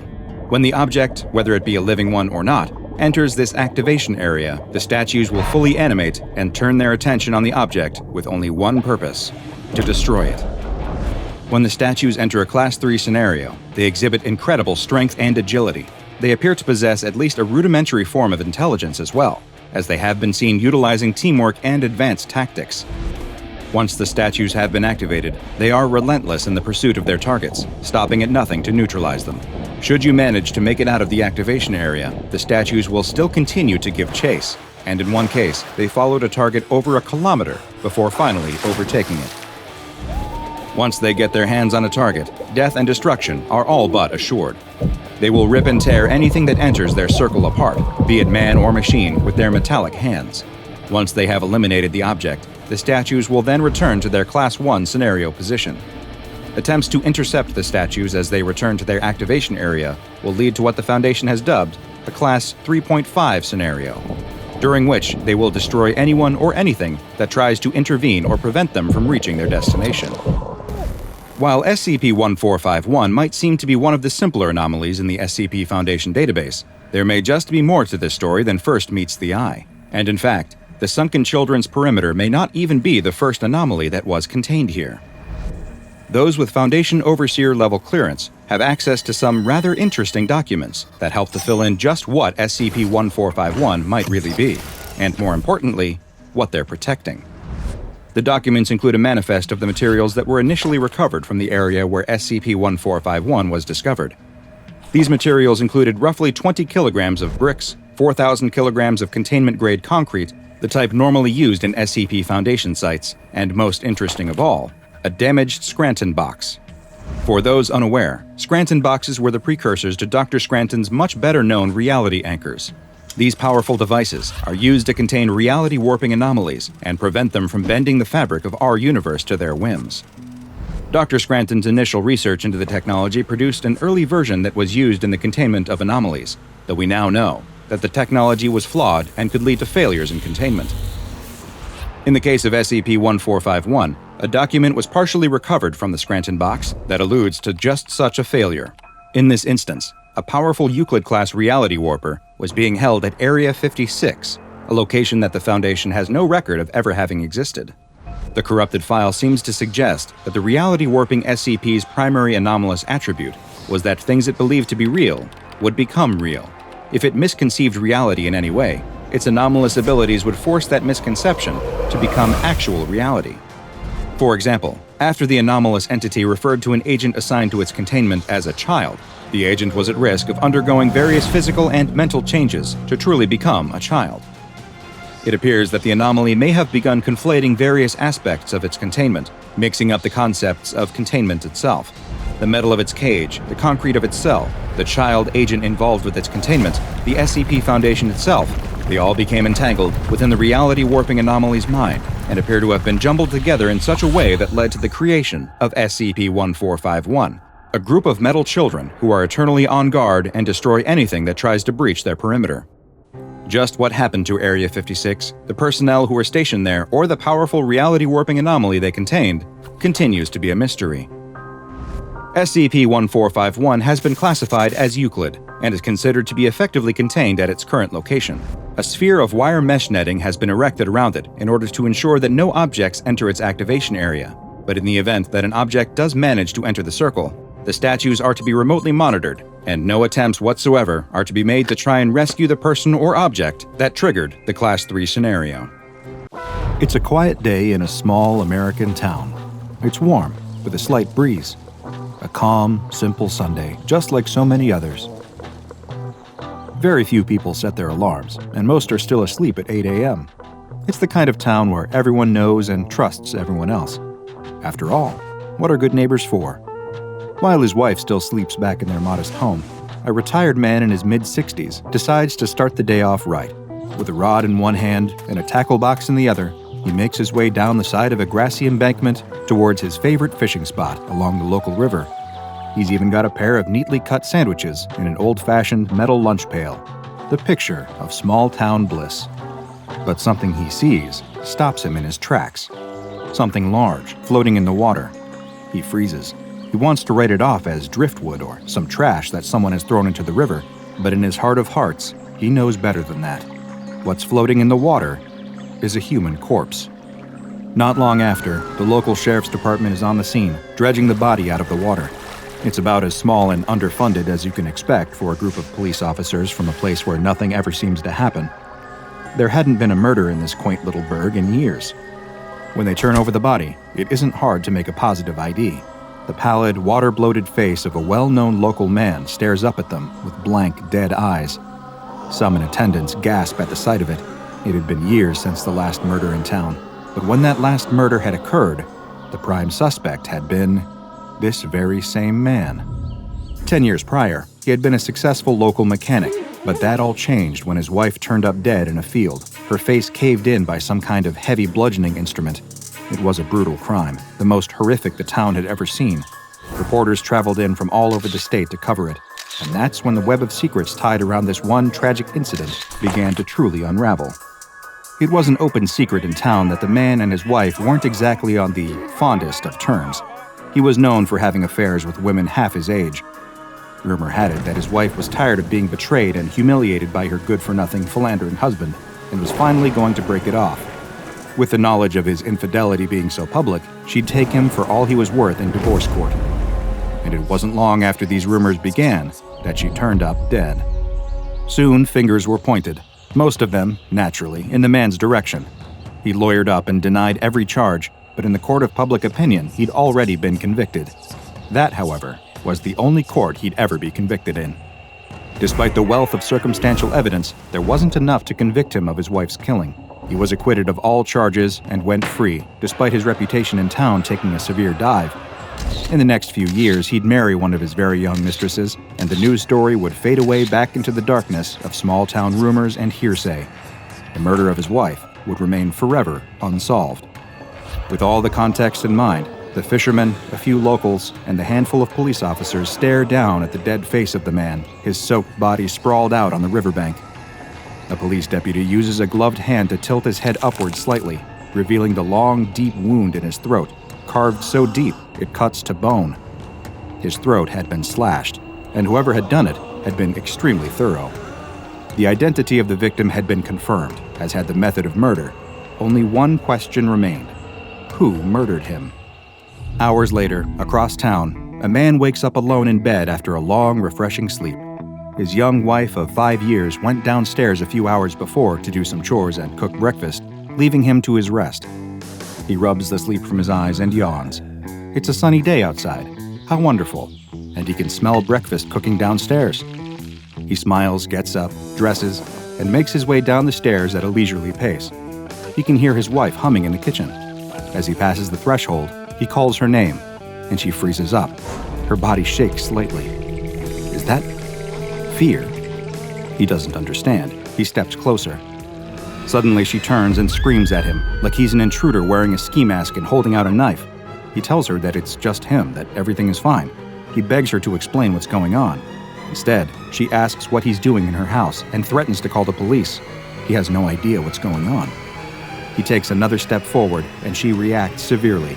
His young wife grabs the handle of her frying pan and swings it, hitting him as sausages and hot oil fly through the air. He shrieks in a mix of pain, shock, and pure terror before running out of the room. What is happening? Has his wife lost her mind? He needs to get help immediately. He rushes out of his house, but when he reaches the street outside, he finds no safety or comfort, only confused, judgmental stares from his supposed neighbors. They all turn to look at him with the exact same expression as his wife, a look that says, "Who are you?" As he continues to run, calling for help and fighting back the pain of his oil-scalded skin, he just gets more of those same stares from everyone he encounters. They look at him like he's some kind of raving madman, not someone who'd just been the victim of a random and brutal domestic assault. And yet, back at his home, his wife is already calling the local police to tell them about the stranger who'd just broken into her house and tried to attack her. The sheriff's department deputy on the other end of the line can't believe what he's hearing. A man turns up dead in the local river, and before they can even give his wife the news, she's calling to report that a stranger had tried to attack her in her own home. Could it be any more obvious that this stranger was the one behind her husband's murder? Given that everyone knows everyone in a town like this, it stands to reason that her husband's killer and his wife's home invader must have come from out of town, perhaps a drifter or someone her husband had owed money to. Given the kind of person he was, it was no surprise that he'd burned some kind of bridge badly enough that someone out there would want him dead and act on that desire. Case closed. All that was left to do now was catch this violent madman and bring him to justice before he could hurt anyone else. What kind of justice would they give him exactly? Well, they could decide on the particulars later. As the man continues his frantic run across town, searching in vain for somebody, anybody to come to his aid, rumors begin to spread through town. After all, in a place where everyone knows everyone, people have a tendency to talk. It doesn't take long for half of the town to hear about the local man who'd been found dead in the river with his throat slashed open, that the same maniac that killed him had made an attempt on his young wife's life, and she just barely managed to fight him off, that the murderer had come in from out of town, and that now he was running through the streets, babbling like a psychopath. It doesn't take long for a consensus to form. It's clear that, if left to his own devices, this outsider will only hurt more people. Who will it be next? It could be any of them. The townsfolk feel afraid, upset, unsafe, but most of all, they feel paranoid. The shadow of the maniac seems to be lurking around every corner. If they want to keep themselves safe and avenge the death of the poor man in the river, they'll need to take justice into their own hands, or this intruder could completely upend their town's quiet life. It's the only way. They unlock their gun safes and arm themselves with shotguns, handguns, and rifles. Those without guns grab bats, hammers, and knives. Some grab shovels and pitchforks from their tool sheds. This loose maniac may be dangerous, but they have numbers on their side. Together, they'll find him and give him what he deserves.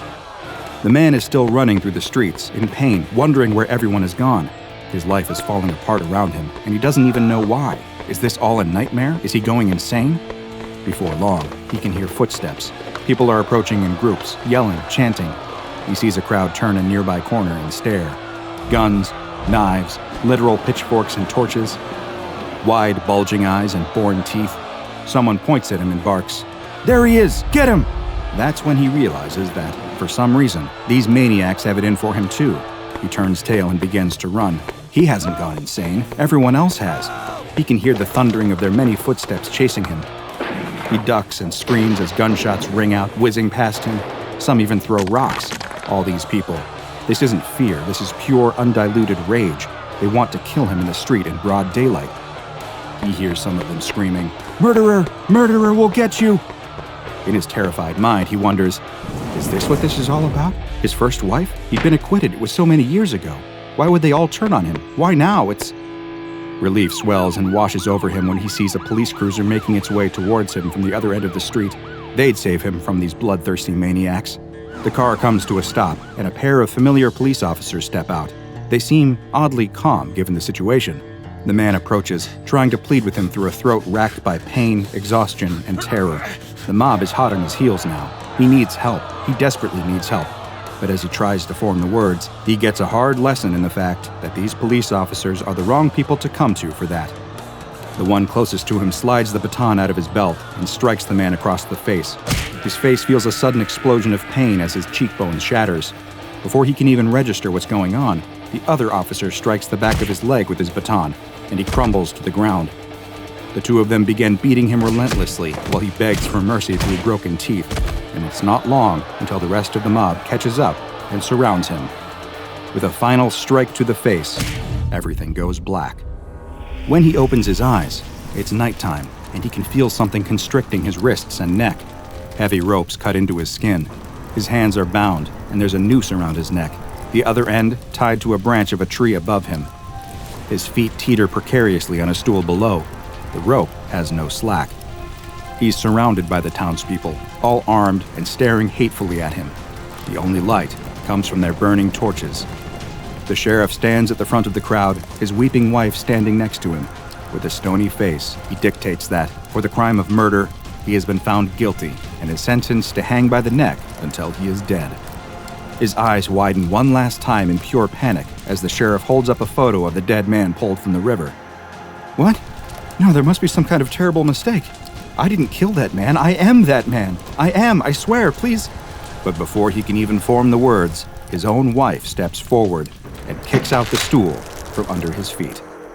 While this story of fear, paranoia, mob mentality, and unspeakable violence may seem as sadly natural and human as breathing air, the spark that ignited this tinderbox was decidedly inhuman.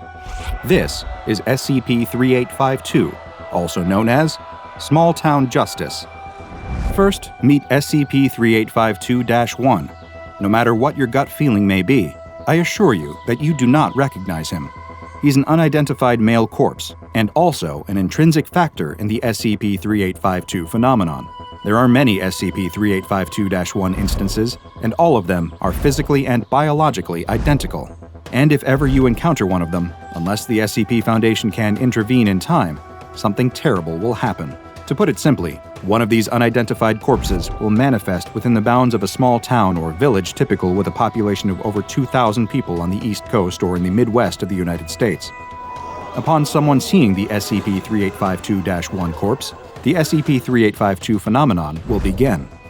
Despite having no internal or external injuries in an objective sense, the victims of its anomalous effects will believe that it is a person from their town who has been recently murdered, despite the fact that this victim is very much alive in town. While initially it was believed that the selection of the victim, dubbed SCP-3852-2, was entirely random, as more and more SCP-3852 incidents popped up since the first was recorded in 1978, a pattern began to emerge. It was discovered that the victims were all people who were believed to have committed some serious or repeated crimes in the past, but who were acquitted or otherwise cleared of charges. But when the phenomenon begins, a frightening switch occurs. While the body will take on the identity of the victim for a number of the township's citizens, the actual victim will become a depersonalized stranger, an outsider, someone to be looked upon with active suspicion that soon grows into paranoia and, eventually, uncontrollable rage and bloodlust. But the fury of the mob being directed at one person is one thing. A town being dragged into what seems like an outright civil war is quite another. The mob will arm themselves and go on the hunt for the accused.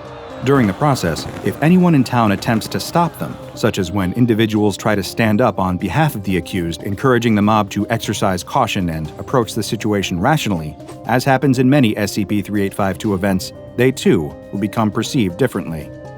It is estimated that between 11 and 27% of the affected community will not be swayed to join the vigilante group, and when they refute the accusations, they will be accused of trying to impede the course of justice. When the violence eventually breaks out, though, as it always does, they will not be spared. When the victim that started it all is finally found, they will be violently executed, at which point the townsfolk will all begin behaving normally and life will resume once more as if nothing ever happened. In the aftermath, people will give inconsistent accounts of what occurred, but none will experience any long-term traumatic effects from taking part in or witnessing the violence. Since the phenomenon was first noted back in 1978, the SCP Foundation has recorded 16 different SCP-3852 incidents, some of which have been appended to the official files for expository purposes. One such event, labeled EV-3852-07F3T, is the very first that the Foundation encountered. During this 3852 event, which occurred in a small town in Indiana, 368 people were brought under the thrall of the anomaly's effects when the SCP-3852-1 body was encountered in the town square just after sunrise and was identified as belonging to a 28-year-old local unemployed man named Glenn. It didn't take long for the citizens to turn on the still-living Glenn, causing the poor young man to try and flee from the hundreds of people baying for his blood. He was eventually overtaken by the townsfolk while trying to cross a river and escape from the town. He was pulled from the river and beaten viciously. He was then dragged back into the town square and hanged for his perceived crime of murdering himself. The SCP Foundation managed to recover the anomalous SCP-3852-1 corpse before questioning the remaining townsfolk and administering amnestics. An even worse event occurred 18 years later in Ohio, recorded as EV-3852-15C1K. This time, 572 people were affected by SCP-3852 when the body of a controversial local man named Hector was discovered in a nearby schoolyard. Hector was a former factory worker until he was involved in a drunk driving incident which resulted in another driver dying and left Hector paralyzed from the waist down. When the body was found, suspicion, of course, immediately fell upon the real Hector for the crime. When roughly 23% of the community objected to these accusations, they also became targets of the violent mob intent on taking Hector's life out of their twisted sense of justice. When later interviewing one of the mob's ringleaders, a 52-year-old named Matthew Escott, the Foundation discovered that neither him nor any of the other mob members noticed the strange coincidence that Hector's killer was also a paraplegic man of about the same size and build as Hector. As predicted, nobody involved seemed to carry any guilt or even full awareness of what they'd carried out in pursuit of justice. Hector and those who were attempting to defend him were chased into an abandoned barn on the edge of town for a final standoff. The mob dragged out Hector and his defenders and brutally murdered them all. MTF Epsilon 6, also known as the Village Idiots, a group specializing in small-town anomalies, was called in to retrieve the SCP-3852-1 body and clean up the mess in the aftermath. Incidentally, a video of the carnage was somehow leaked onto the video-sharing website YouTube some years later, causing a containment fiasco for the Foundation. The investigation into the cameraman who filmed and presumably uploaded the video is ongoing, and any information you may have into their identity should be reported to the nearest Foundation agent so that they can be properly debriefed. SCP-3852 is an incredibly insidious anomaly, because even in the most desirable scenario possible, at least one person is doomed to die. In order for the town to be pacified and released from the anomalous effects of SCP-3852, the victim designated SCP-3852-2 must be neutralized. There simply appears to be no other way. When the village idiots are dispatched to a town in the thrall of SCP-3852, they are under strict instructions to execute the SCP-3852-2 individual as quickly as possible and distribute amnestics in order to avoid any additional or unnecessary bloodshed before collecting the SCP-3852-1 body and bringing it back for containment with the others at a secure Foundation site. Naturally, the SCP Foundation remains on the lookout for strange, hostile activity arising in small towns, for fear that it could be another SCP-3852 incident unfolding. There is no way of predicting where the anomaly will strike next, given that anywhere with a population over 2,000 on the East Coast or in the Midwest is vulnerable to its influence. As such, it has been given the Keter class to reflect the challenges it poses to reliable containment. The fact that SCP-3852 seems to attack people with some prior history of accused crime does nothing to narrow down this roster either. After all, every small town, no matter how idyllic, holds dark secrets. SCP-3852 just provides a way to bring those secrets into the light. Just a little further, your friend says. They're leading your group, and as you all emerge from the woods, your flashlight illuminates a tall chain-link fence with barbed wire strung across the top. How are we supposed to get over that? Another of your friends asks, and the group's leader has just the answer. They point their flashlight several yards down, where you see a large pine tree that has fallen over onto the fence, creating a bridge that you should be able to shimmy along to get over the barrier. You and your group of friends take turns climbing over the toppled tree before dropping down on the other side of the tall fence.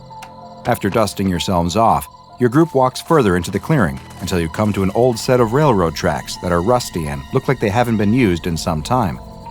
Well, one of your more incredulous friends asks, what's supposed to happen? The group's leader explains that if we're lucky, we'll see it. See what? The ghost light. They go on to explain that on certain nights, a mysterious light will appear in this very clearing, wandering the area around the railroad tracks. What is it? You ask. Your friend tells you that many years ago, maybe 100 or more, this was once a bustling and busy stretch of railroad. One night, a Union Pacific worker came out to check a portion of the tracks that were supposedly damaged. The worker went out into the night with his dim lantern, and he walked along the tracks until he stopped in this very clearing. He spotted what looked to be damage to one of the rails and bent down to examine it. No one knows why he didn't hear the train barreling towards him or hear its whistle cry out in the night, but the man would never hear anything again, as BAM! The train took his head clean off. Now, with only his lantern to guide him in the night, the headless railway worker wanders this clearing, still searching for his missing head. That's a stupid story, one of your friends says. How could someone not notice an entire train? I don't know, but it's true. No, it isn't. As the two go back and forth, you suddenly notice something in the distance. Hey, look over there. Everyone follows the direction you're pointing and sees it, a dim ball of light hanging in the air. See? Your friend says. I told you it was true. He steps towards the ball of light, and as he does, it actually moves, drifting back at the same rate he comes forward, as if to maintain the exact same distance. When your friend takes a step back, the light moves just the same. Look, over there, you say. Another one. What's going on? Were these the ghosts of multiple headless rail workers, all searching for their missing craniums?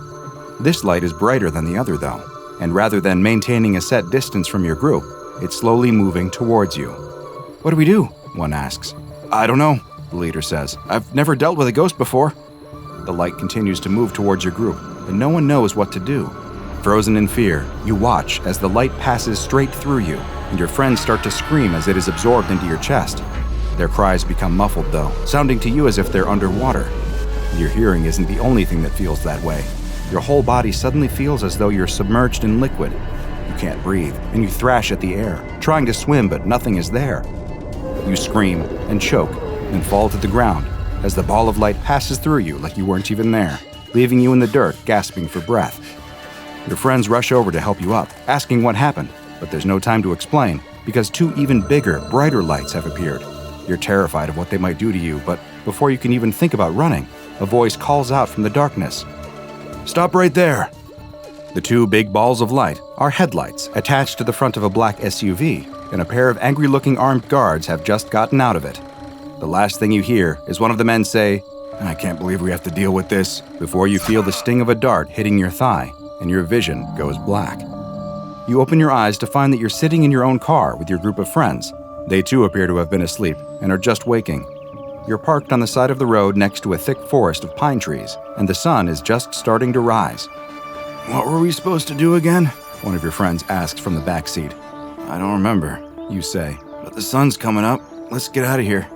And you drive your group of friends back home with no memory of the previous night's events. This group of teens was quite lucky. What they thought was little more than an urban legend known as the Gurdon Lights was actually a mysterious and dangerous anomaly which the SCP Foundation knows much better as SCP-2640. SCP-2640 is a temporal anomaly that is found within a 5,000 square meter area near the town of Gurdon, Arkansas. The area is densely covered with pine trees, with the only man-made object found within it being a set of railroad tracks that bisect the area. Of most interest within SCP-2640, though, are the strange entities that manifest inside. Designated as SCP-2640-1, these entities are floating orbs of light that are capable of appearing alone or in groups, though no more than 12 at once have ever been observed manifesting at the same time. Their light will vary in intensity, from 75 to 450 lux, which is roughly equivalent to the range of light produced by standard light bulbs, and the color is always a bluish-white. The lights will normally be seen to travel slowly within SCP-2640, though they have been observed moving quite quickly on occasion, with the quickest ones having been measured traveling at speeds of up to 60 kilometers per hour. There is also a connection between the luminosity of the entities and their behavior. Those measured at less than 150 lux will not interact with humans, instead maintaining a distance of at least 20 meters from the nearest observer at all times. Attempts to move closer will lead to the entity moving away at the same rate, ensuring that it maintains the same 20 meters of distance at all times. On the opposite end of the scale, those that are closer to 450 lux are very active and will approach and even interact with humans. In some instances, the brighter SCP-2640-1 entities will actually pass through solid objects, including people, which leads to a very strange sensation for the person involved. When this has occurred, the subject has described a sensation of being suspended in liquid or floating in a swimming pool, despite there being no outward physical changes to them. This feeling of being in water will start the moment a 2640-1 entity makes contact with their body, and will cease once it is no longer touching them. The SCP-2640-1 entities appear bound to the SCP-2640 area, and any that approach the boundaries will slowly dim until they disappear completely.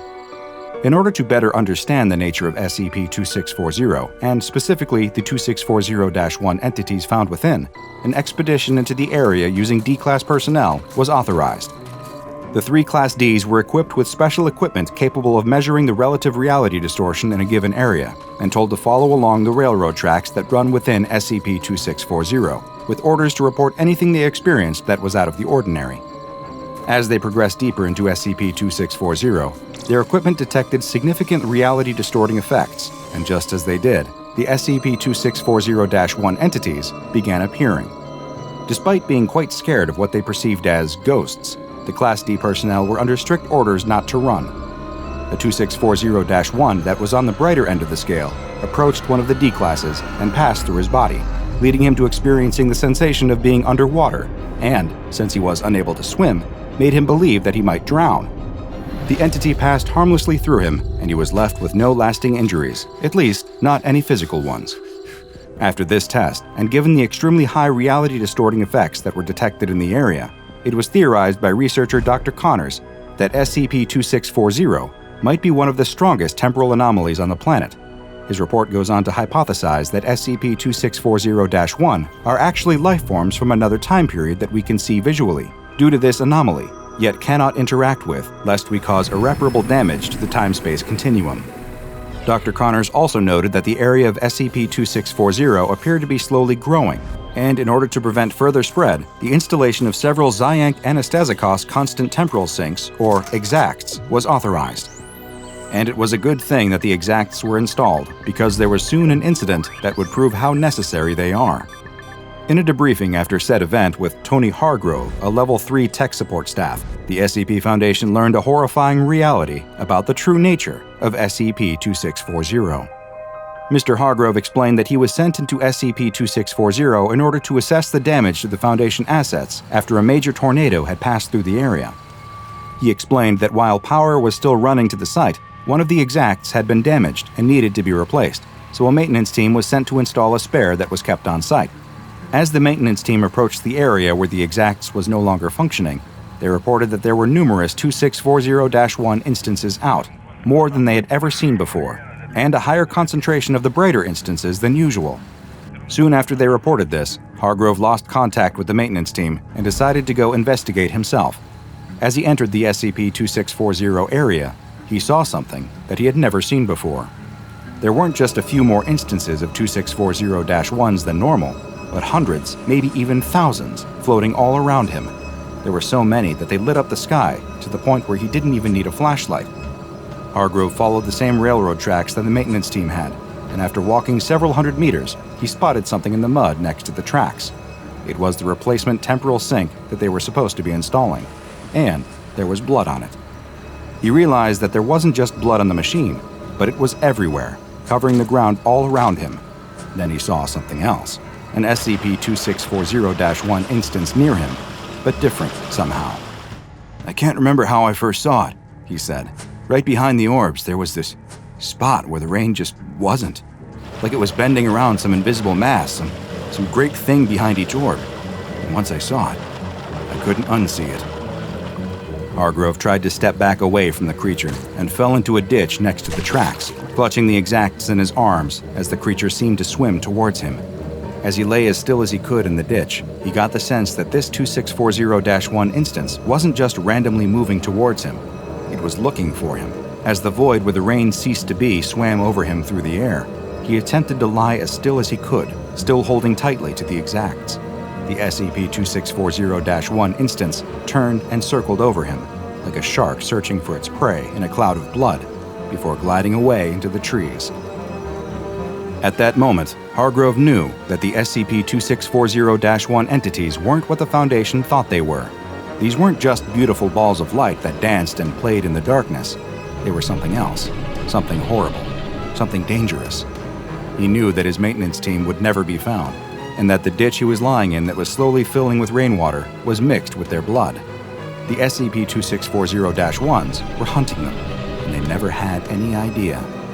Hargrove knew what he had to do.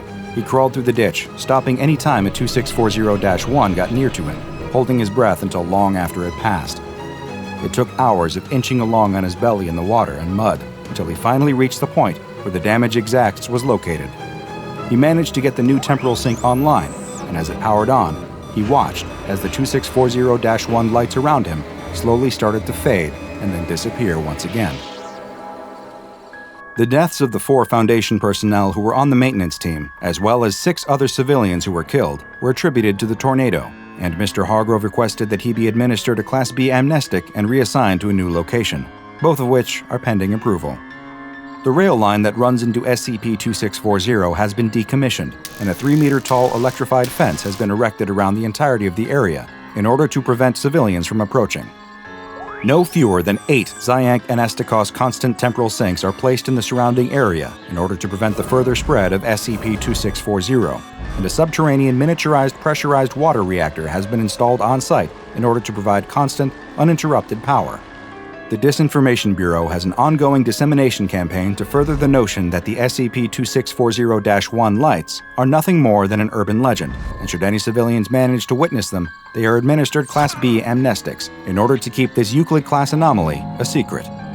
Just what is the true nature of SCP-2640, and perhaps more importantly, SCP-2640-1? Is the breach of our reality a look into the past when this area was covered by an ancient ocean? Or a glimpse into the future, when the seas have swallowed it once again? No matter which is the answer, the reality is that there is something there now, something that has managed to pierce the veil of time and make us its prey. The storm wrenches the fishing vessel in half.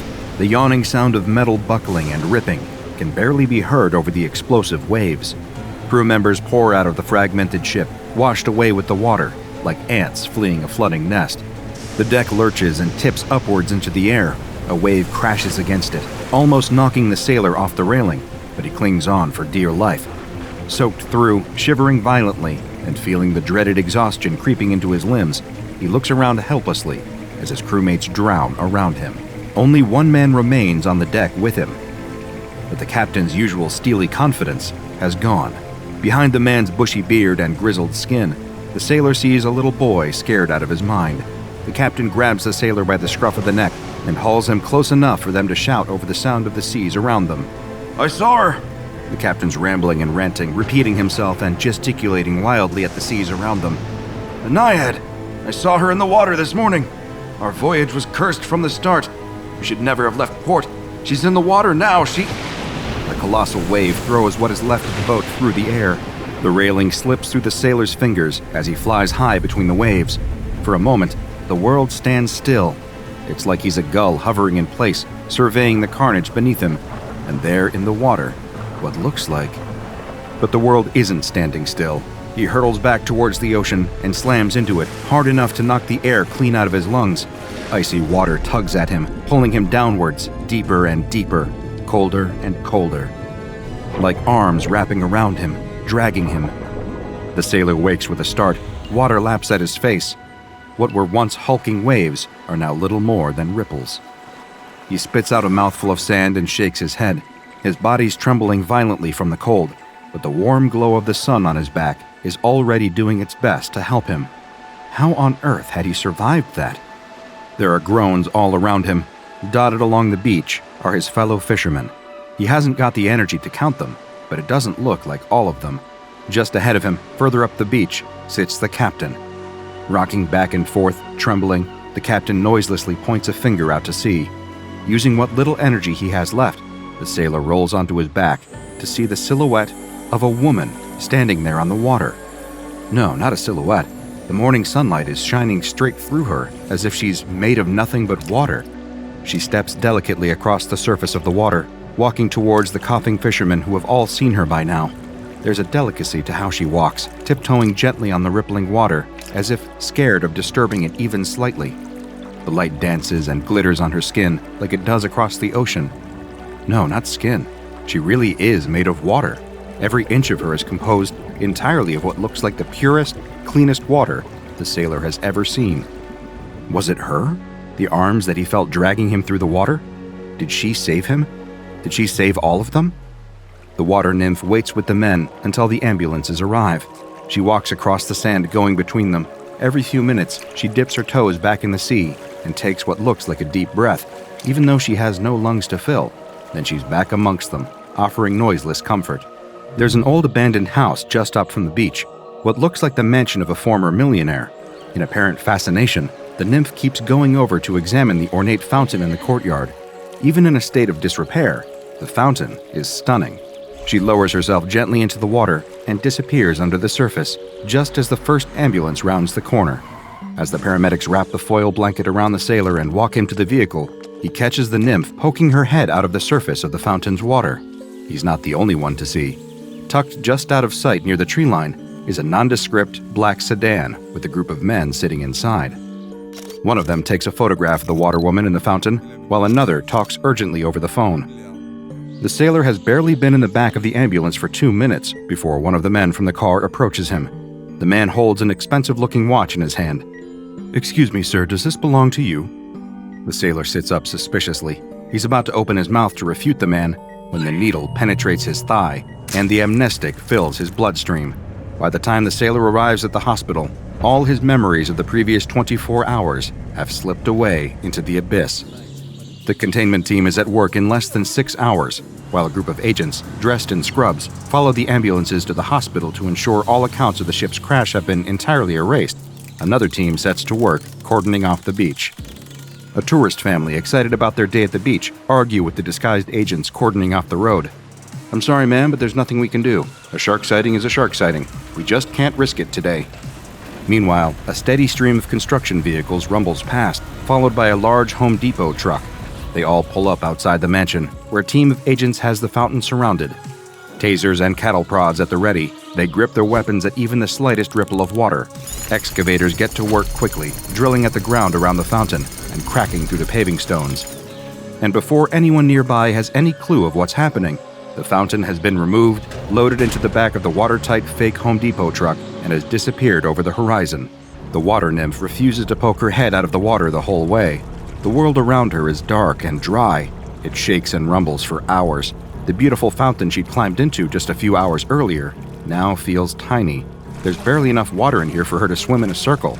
She'd always observed these strange-looking vehicles from a distance, lifting her eyes up above the waves for a few minutes to watch them crawling along the dark roads with their 18 wheels. She'd always wondered what was inside all of them, with their colorful paints and strange names. At least she now has some idea of what Home Depot does. Part of their business model evidently involves kidnapping. To stop the panic rising up too high in her chest, the water nymph focuses on stilling the water in the fountain.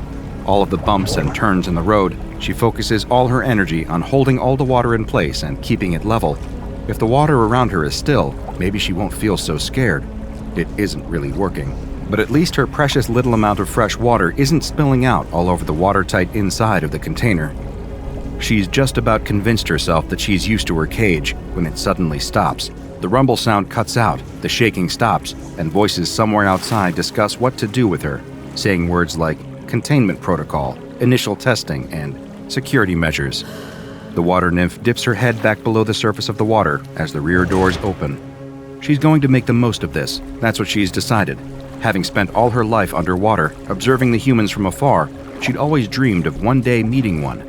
There had been moments, sure, times when she'd wave at a child on the deck of a ferry or guide a ship through the fog, but up close?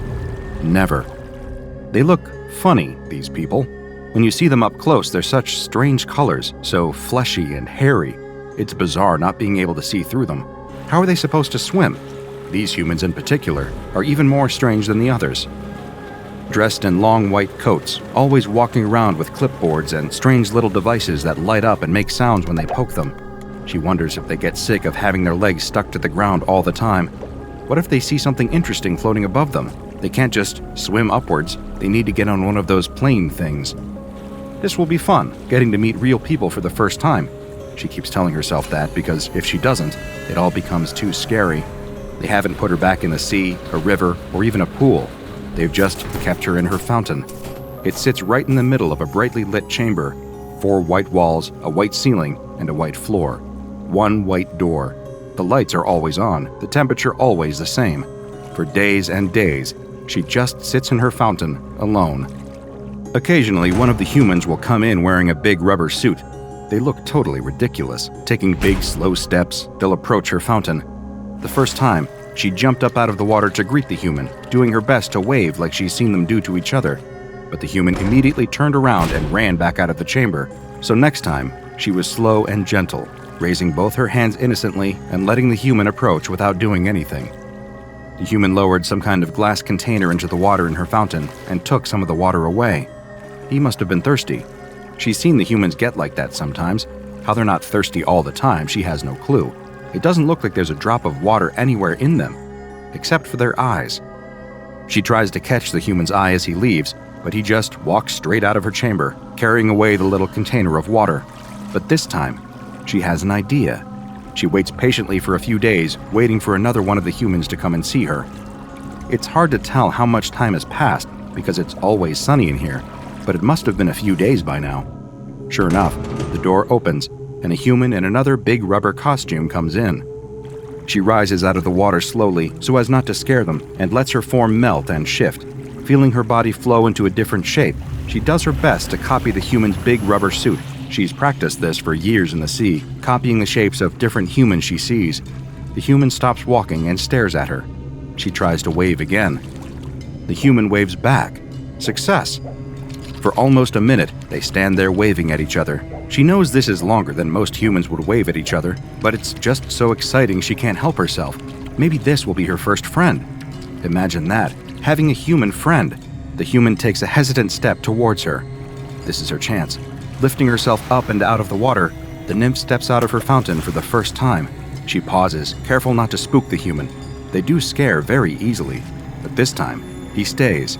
Better than that, he takes another step towards her, then another until they're within touching distance. She can feel the water beating in her chest, pumping excitedly through her body. The human has another one of those glass containers in its hand. It raises the container up slowly for her to look at. She leans in to see why this strange little creature is showing her a piece of glass. She's seen these 1,000 times before in the seas. There's glass and plastic everywhere for her to look at. What's so special about this one? The human takes a swipe at her. The glass container strikes the side of her head and extracts a chunk of water. She staggers away, hands raised in fear. What had she done wrong? Why did the human do that to her? She feels faint. Her head swims and not in the usual pleasant way. Her body works hard to redistribute all the water around her body, rebuilding that part of herself in a split second, but it doesn't stop the pain or the sudden wave of tiredness. She stumbles back into the fountain and plunges beneath the surface, letting the water merge with her body again.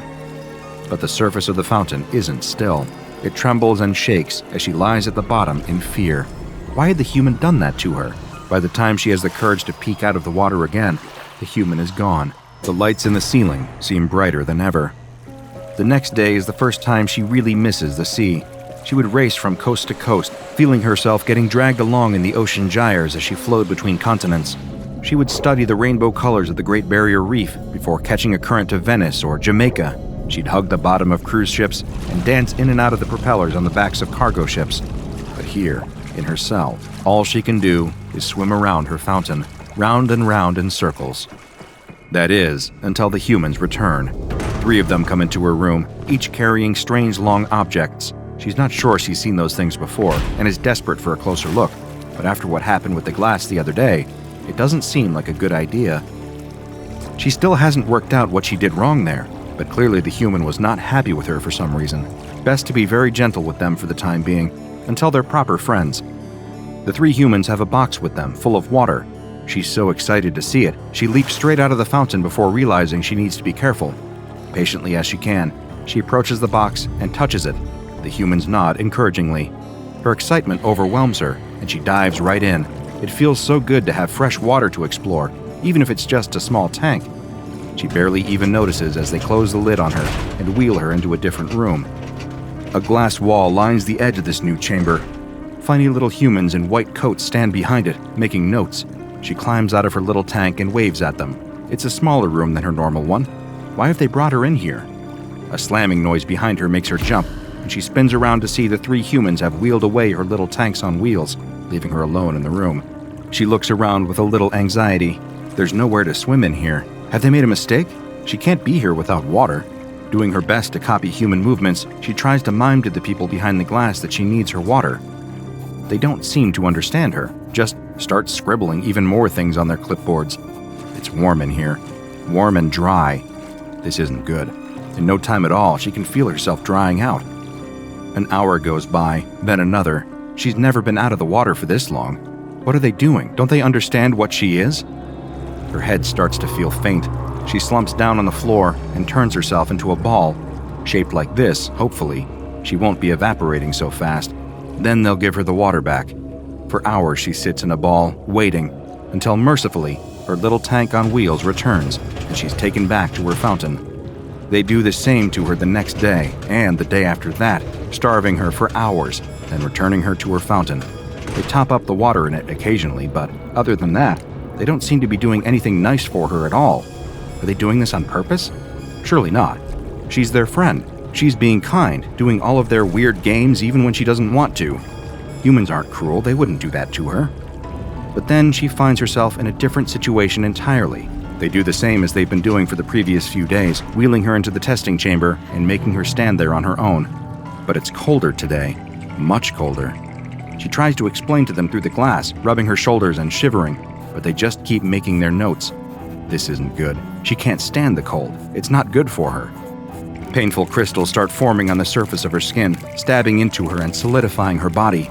She cries out noiselessly, but the humans keep going until she feels herself losing consciousness. Weeks go by, and with each experiment they do, the water nymph worries more and more that these humans aren't really her friends. They've started giving her mazes, complex plastic structures that she gets forced unceremoniously into, where she has to swim through various pipes and tubes until she can push a button on the other side. At first, she was expecting a prize. Maybe this is why they had her kept here for so long. They needed help solving these puzzles, and their fleshy bodies couldn't fit through the tubes. But nothing happens when she presses the button. They just pull a plug and drain her out of the bottom. Today, she's had enough. When are they going to put her back in the ocean? She's just going to wait here at the start of the maze until they tell her. It's only fair. The water in her chest leaps for joy as a human enters the test chamber and approaches her. She raises out of the water and waves to greet him, just as he lifts the long, strange device in his hand and jabs it into her chest. The electricity shoots all through her body and sets her mind ablaze. It takes all her strength not to burst into 1,000 droplets. Convulsing and crying, she falls backwards into the maze. The human brandishes the weapon at her again. She has nowhere to go but into the maze. She solves it in a split second, but as she presses the button, she feels a sinking feeling settling over her. What if they don't want to let her out? It's all her fault. What was she thinking? Her one shot at making friends, and she'd blown it. She sits crying in her fountain, feeling her tears flow into the water around her and back into her body. It was the acid. She hates acid, and always has. She'd swam near a factory once and got a dose of it. It hurt, more than anything she'd ever felt before. It would flow into her chest and sit there, burning and burning. She can still feel it now. So when the humans in the rubber suits had poured some into her fountains, she'd lost her temper, slamming into them with all her force. For months, they've been hurting her, jabbing her, and exhausting her. But they're her friends, right? And you shouldn't hurt your friends. You definitely shouldn't kill your friends. Shouldn't rip open their rubber suits and force yourself down their throats, drowning them in their own bodies. Her fountain's red with blood and burns from the acid. And it's all her fault. What had she done wrong to make them treat her like this? Why couldn't they just be friends? After a few weeks, a group of humans come in and clean up the mess, refilling her fountain with clean water. She doesn't lift her head above the surface. They install a pipe above her fountain that drip feeds water onto her. Drip, drip, drip. And just like that, she's no longer seen as human. Drip, drip, drip. The lights burn white. The door stays closed. Drip, drip, drip. The water nymph sits in her fountain. Drip, drip, drip. After a year, she stops crying. A year after that, she gives up on thinking, too. 3 years of near silence pass, with only the sound of dripping water from the pipe, until the door to her chamber opens. Something flutters in her chest. She lifts her head out of the water. A friend? Something dark and impossibly huge moves beneath the surface of the water. A woman in a kayak paddles across the surface of a lake, following behind a few other kayakers. She starts to fall behind and paddles faster to keep up. For some reason, she's growing noticeably more and more anxious as she paddles. She keeps glancing down at the water, eyes wide, sweat beading on her forehead. We can't see what she sees, but something down there is terrifying her. She paddles faster, faster, faster, and doesn't see the rock up ahead. She hits it, her kayak tipping over, dumping her into the water. She splashes frantically, trying to tip the kayak back over and climb to safety. But just as she's about to grab hold of the edge of the boat, something unseen yanks her down into the water, out of sight. As the other kayakers turn around to see where she went, they see the capsized kayak and bright red blood blooming across the water. The young woman sits back in her chair, pushing her sunglasses up onto her head to get a better look at the book she's leafing through. She takes a long, deep breath, relishing the smell of salt and seaweed, coconut-scented sunscreen, and sun-baked sand. She stretches her legs, feeling the sand between her toes, almost too warm to be comfortable, but not quite. It's a perfect day at the beach, warm but breezy, bustling but not too crowded. It's the best way to kick off summer break after the exhausting grind of exams. She glances up from her book and watches with an amused smile as her best friend trudges his way out into the water, wearing the unwieldy water shoes she always gently mocks him for. They slosh with every step, so loud she can almost hear them over the rush of the tide. But he doesn't care about what he looks like. He only cares about what knowledge the sea has to offer. He's an ecology major with plans to become a marine biologist and uncover the mysteries of the deep, so it's a given that he's taking the first opportunity to poke around in the water. As an English literature major herself, the young woman will stick to the dry, sunny beach chair, the book, and an ice-cold lemonade. Even though the two are opposites in many ways, they've always gotten along, ever since they first met during freshman orientation. He teaches her about sharks, she teaches him about postmodernist fiction, and they both broaden their horizons. It works. Why question it too much? She got a bit lost in the reminiscence, watching her friend in his natural element, but the heat is starting to get to her, and she could use a little refreshment. She reaches for her drink, taking a sip, and glances back out at the water. Wait, where'd he go? He was right there. But all of a sudden, she can't spot him anymore. She's getting ready to call out his name when she sees a hand break the surface of the water, followed by another hand, both splashing wildly. Her best friend emerges, paddling, gasping for air. Her stomach drops with the sudden realization that something is terribly wrong.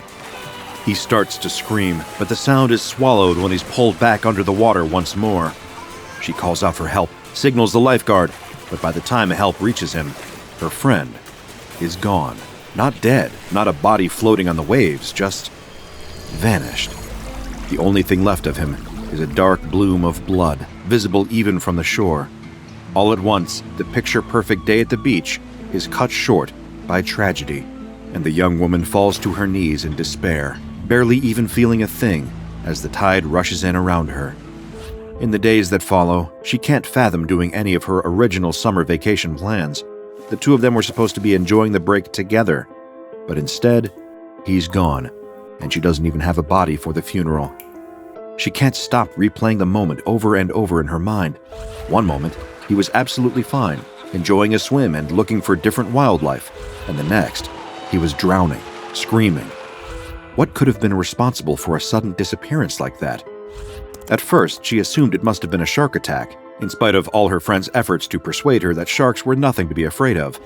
"There's no such thing as shark-infested waters," he often repeated. "We infest the waters. They just live there." Even so, she couldn't come up with a better explanation than a shark. But when she brought up the idea to the lifeguard on duty, he insisted that it couldn't have been a shark. There hadn't been any spotted in the area, not during the day and that close to shore. Besides, and he put this as delicately as he possibly could, if a shark had gotten a hold of her friend, there would have been some pieces to find. With no body, no answers, and no closure, she spends her days clearing out his room in the campus apartment they shared. Going through his things, sorting out what to send back to his family, what to donate, what to keep. It helps her feel close to him, even though he's gone. And if she's being completely honest with herself, part of her is still clinging to the hope that she might find some sort of explanation here. She boxes up the remainders of his books and is just about to leave for the day when she spots one that she missed.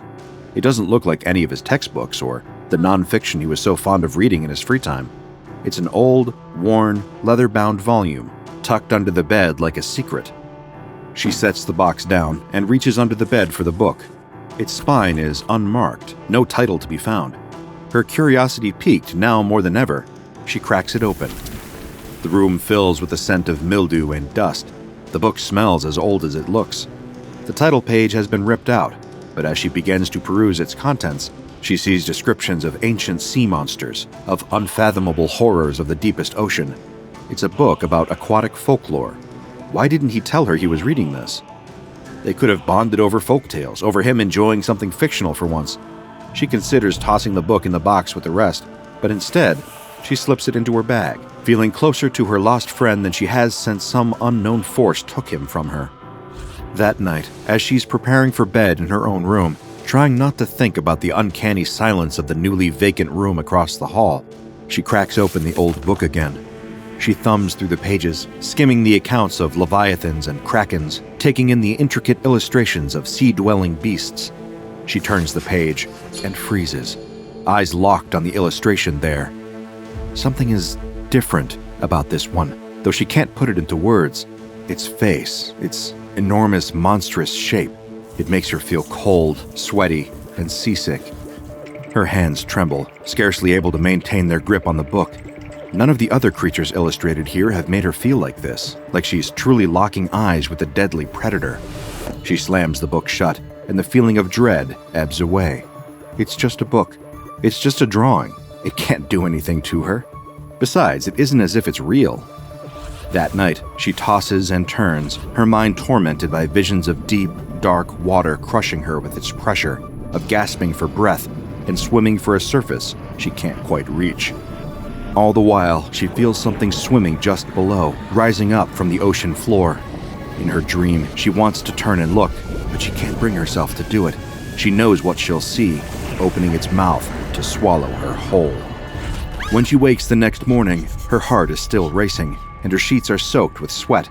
She takes a moment to remind herself that it was only a dream, that she's safe and sound in her bedroom on dry land. She peels herself out of bed and walks down the hall to the bathroom to take a shower. But when she turns the knob and water begins to gush from the shower head, her stomach turns. The idea of getting into the shower starts her heart pounding again, adrenaline coursing through her veins and begging her to flee. She turns the shower off, and the anxiety abates. No shower today, then? That's fine. It's just a bit of the previous night's dreams lingering. As the day goes on, it'll pass, and she'll feel like herself again. But all day, the feeling persists. She walks by the public pool and shudders at the sight of children playing in the water. She crosses the street to avoid a sprinkler spraying someone's lawn. She jumps over a puddle with the intensity of someone avoiding stepping on a landmine. She's never felt like this before. Grief can take a lot of unusual shapes. Could this be another one of them? She ducks into a nearby coffee shop and settles at a table with her laptop. Her fingers hover over the keyboard, and she wills herself to look up coping mechanisms for grief and unusual anxiety. But her instincts kick in, and she types something else entirely. Unexplained disappearances in water. She scrolls through stories about tragic drownings, cars sinking into swamps, and murder victims dumped in lakes. Then, a headline catches her eye. Local man vanished in swimming pool, families say. She clicks the link and finds a story that feels eerily familiar. A family was enjoying a day at the pool when one of the children pushed his father into the pool as a joke. He seemed to panic upon entering the water, thrashing violently, before disappearing entirely. Though the water was clear, they couldn't see him anymore. He never resurfaced. A wave of nausea washes over her as she realizes that this has happened before. How many times? She continues her search, reading about similar disappearances in lakes, hot tubs, and even one man who vanished in a charity dunk tank. Several of the reports describe the missing persons as developing an unusual fear of water prior to their disappearances. Sometimes there is blood left behind. Sometimes there's no trace at all. But with every story, the result is the same. Someone is inexplicably pulled under the water, and they are never seen again. But why?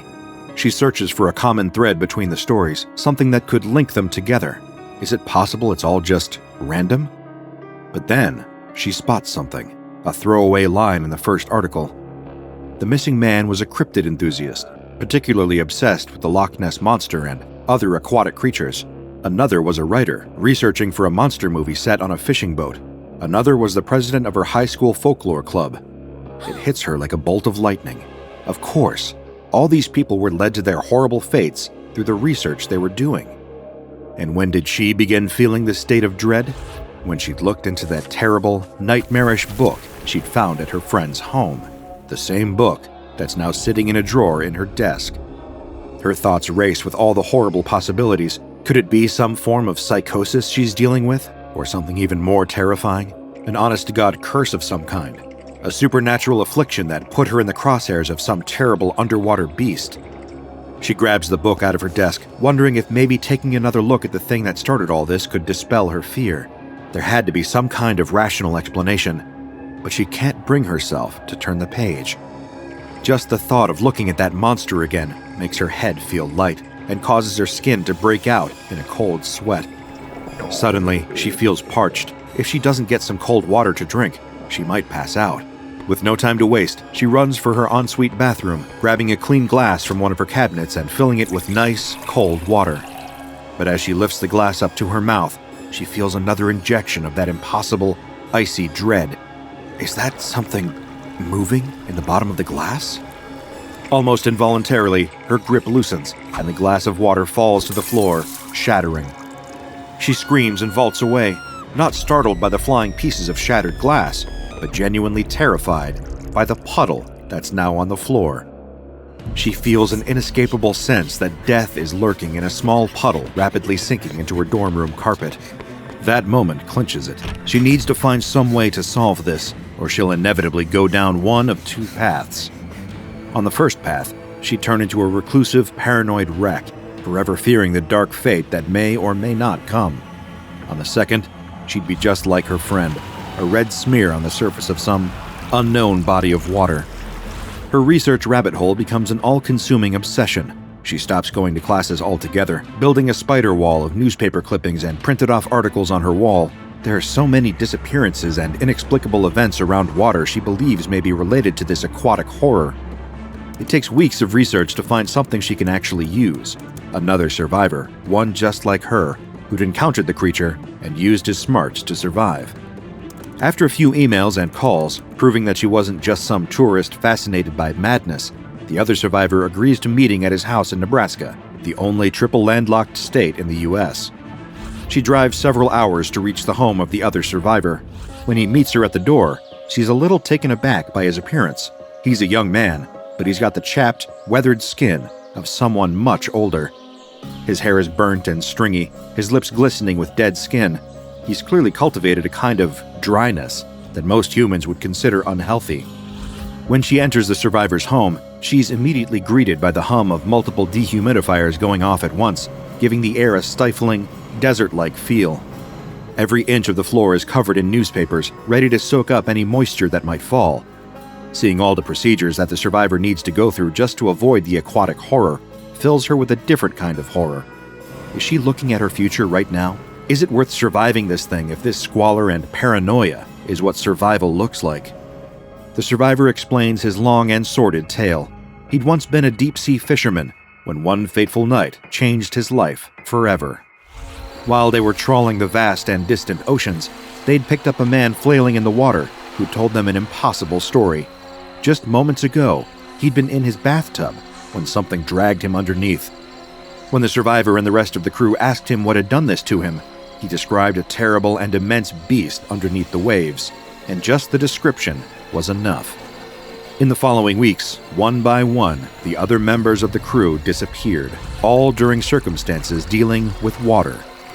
The survivor developed a crippling fear of all things water and has since moved to Nebraska to get further away from his fear.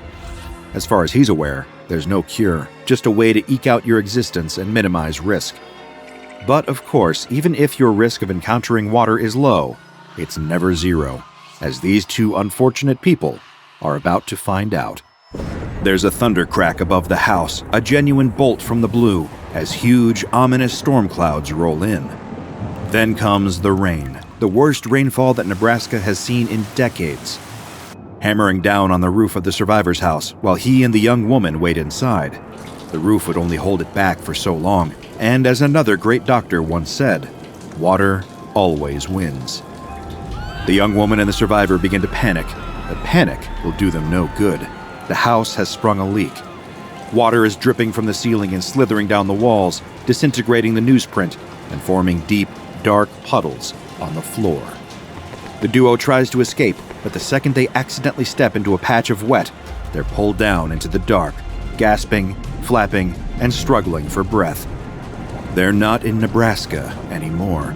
They're floating in the middle of a vast and impossible ocean with no land in sight.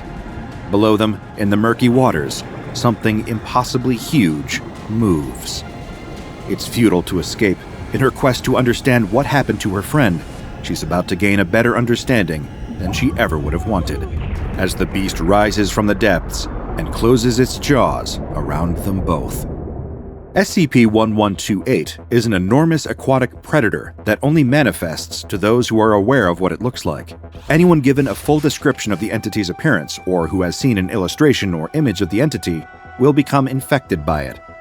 Once infected, a person behaves relatively normally, aside from an increased aversion to any activity that requires being submerged in water, such as swimming. If an infected person is fully submerged in water, they will disappear beneath its surface. It does not matter whether or not the water is actually deep enough for someone to be pulled beneath the surface. In fact, during one experiment, a D-Class was pulled into a glass of water by the entity, at which point he disappeared from sight. After the subject has disappeared, one of two things tends to happen next. Either they reappear in a state of panic, trying to leave the water before the entity can grab hold of them again, or the water will begin to fill with blood and other organic matter belonging to the subject. Subjects that reappeared and managed to escape the water before being attacked again have described the experience of being transported to the middle of a vast ocean, where SCP-1128 attempts to devour them. Though these interviews provide vital information on the nature of SCP-1128's methods of hunting, they must be conducted with extreme care, as they carry an inherent risk of SCP-1128 infection if the subject is a bit too descriptive in their account. Thankfully, any accidental exposure to a description of SCP-1128 can be treated with the application of amnestics. Any written descriptions or images of SCP-1128's appearance, or videos of the entity breaching the surface of the water found outside of the Foundation's custody must be destroyed, and anyone exposed to this information or showing signs of contamination is to be given Class C amnestics. A written description of SCP-1128 is to be kept at an assigned Foundation site for experimental purposes, and experimental purposes only. It may not be read by anyone other than D-Class selected for testing with the entity. If any staff are exposed, they must immediately report for administration of Class C amnestics. Any and all water traffic that passes through the area thought to be SCP-1128's usual habitat is to be intercepted by Mobile Containment Force Kappa-12, Sea Devils. They are authorized to do so by any means necessary. It's been said that we know more about outer space, the vast, endless expanse of stars and planets, than we do about the depths of our oceans. So I suppose the existence of an entity like SCP-1128 shouldn't come as too much of a surprise, amidst giant squids and nitrogen-breathing microbes. Still, one of the most comforting things about the horrors of the deep has always been, in my opinion, the certainty that we are safe from them on land. SCP-1128 is proof that, as soothing as that notion may be, it is entirely false. Danger doesn't just lurk beneath the dark, rolling surface of the ocean. It can find you in a swimming pool, a bathtub, a single glass of water.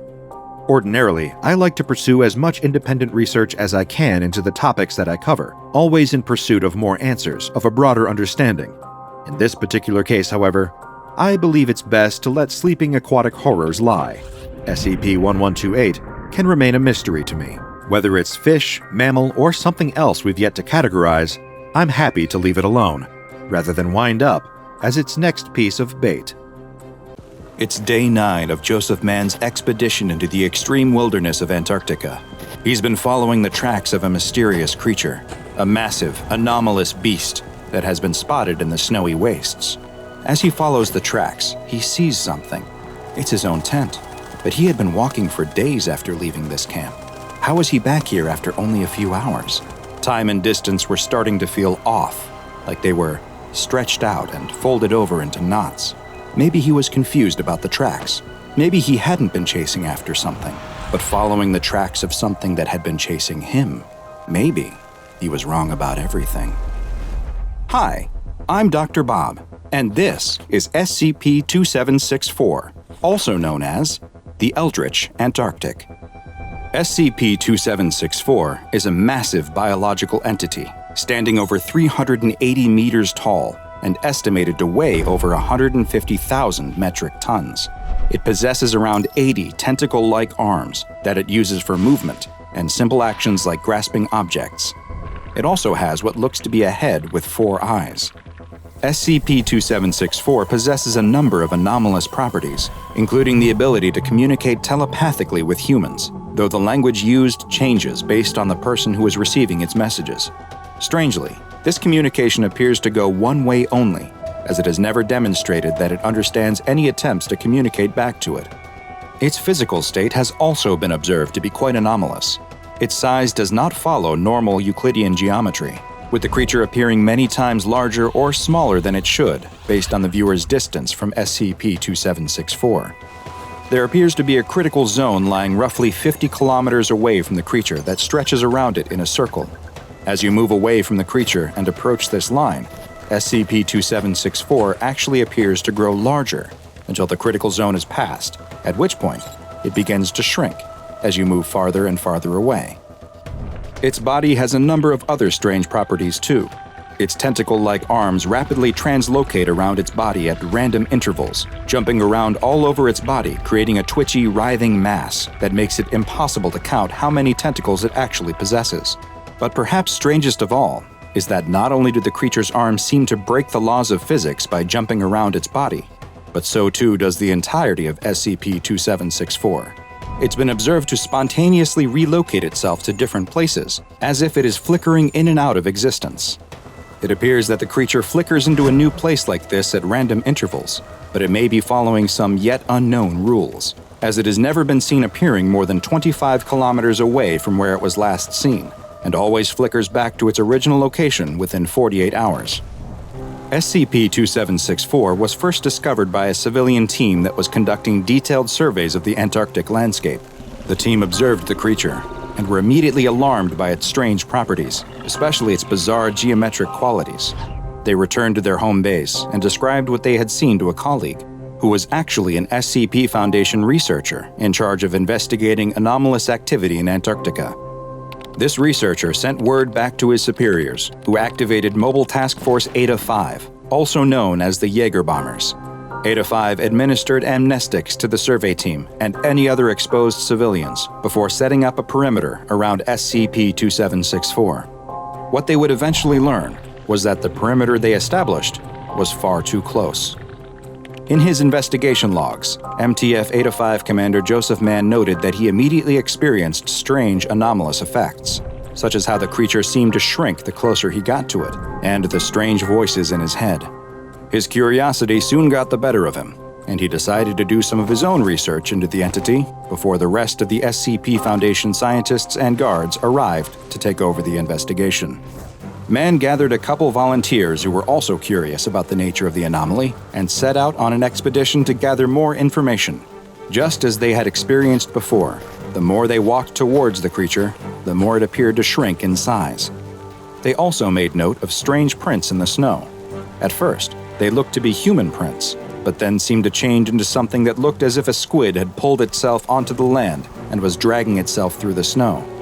After several days, the whole team was hearing voices. They also realized they had left their tissue analyzer back at a previous camp and would have to backtrack to retrieve it. As they moved away from the creature, they expected it to now increase in size, but it didn't. It stayed the same. Either something had changed about the anomaly, or SCP-2764 was moving towards them. After recovering the tissue analyzer, they continued on towards the creature again. Commander Mann began to understand the voices he was hearing and could even make out certain words like snow and back. Their perception of time was affected too. Hours seemed to stretch out or pass by in the blink of an eye. The voice he was hearing started to become more direct, and the message was clear: turn back. Mann was compelled to press on though, even with the extremes of the Antarctic cold beginning to weigh on him. But then, SCP-2764 suddenly vanished, flickering out of existence, and the team was left with no choice but to follow the strange tentacle-like tracks in the snow, hoping they would lead to the creature. The tracks led them back to their old tent, the same one they had left the tissue analyzer at before, which should have been impossible based on the time and distance they had walked. Just then, Commander Mann realized that he had been wrong. They were the ones who had been pursued. They hadn't been following the tracks forward, but backwards to where they had been. Even worse, he realized that his team had disappeared. He was completely alone. Commander Mann continued to trudge through the snow, walking without direction, when he spotted SCP-2764 again. It was circling him, trying to maintain its distance, but he raced towards the creature and sliced off a piece of its flesh for analysis. Something strange happened when he placed it in the analyzer, though. The machine displayed a 0, which was the reading for human tissue. This strange result required further analysis from the Foundation researchers who should now have arrived to take over the investigation, so Mann began to make his way back in the direction of home. He spotted what looked to be members of his team off in the distance, and assumed that they must be on a mission to rescue him. Try as he might, though, the spatial anomalies prevented him from ever getting closer. It felt like it would take him an entire day just to walk a few feet. He assumed it must be the same for his rescuers as he watched them off in the distance, seeming to never get closer. At one point, he could even see as they stopped and turned back, appearing to return to an old campsite. He couldn't understand what they were doing, but then they disappeared entirely, only to reappear much closer to him. Commander Mann, now sure that there was something terribly wrong happening, tried to approach the now single rescuer he could see to tell him to turn back, but before he could, the man rushed at him with a knife and cut a piece of his flesh from his back. It's at that point that Commander Mann finally started to understand. He hadn't been watching a rescue team come for him. He'd been watching himself. He had been walking towards the creature, and yet, at the same time, he had also always been the creature. Commander Mann was trapped in a time loop where he was doomed to transform into the monstrous SCP-3764 and then watch himself meet the same fate over and over again, forever. The voices he had been hearing telling him to turn back were his own, words of warning that he was doomed to always ignore. SCP-3764 has been classified as Keter and is currently located in a classified area of Antarctica. A 150-kilometer radius has been established around the object, which is to be monitored at all times by Mobile Task Force 805. Any civilians that come within the 150-kilometer radius, either by accident or due to SCP-2764 flickering to a populated area, are to be administered Class A amnestics, and any civilians that may have knowledge of the event are to be administered Class B amnestics.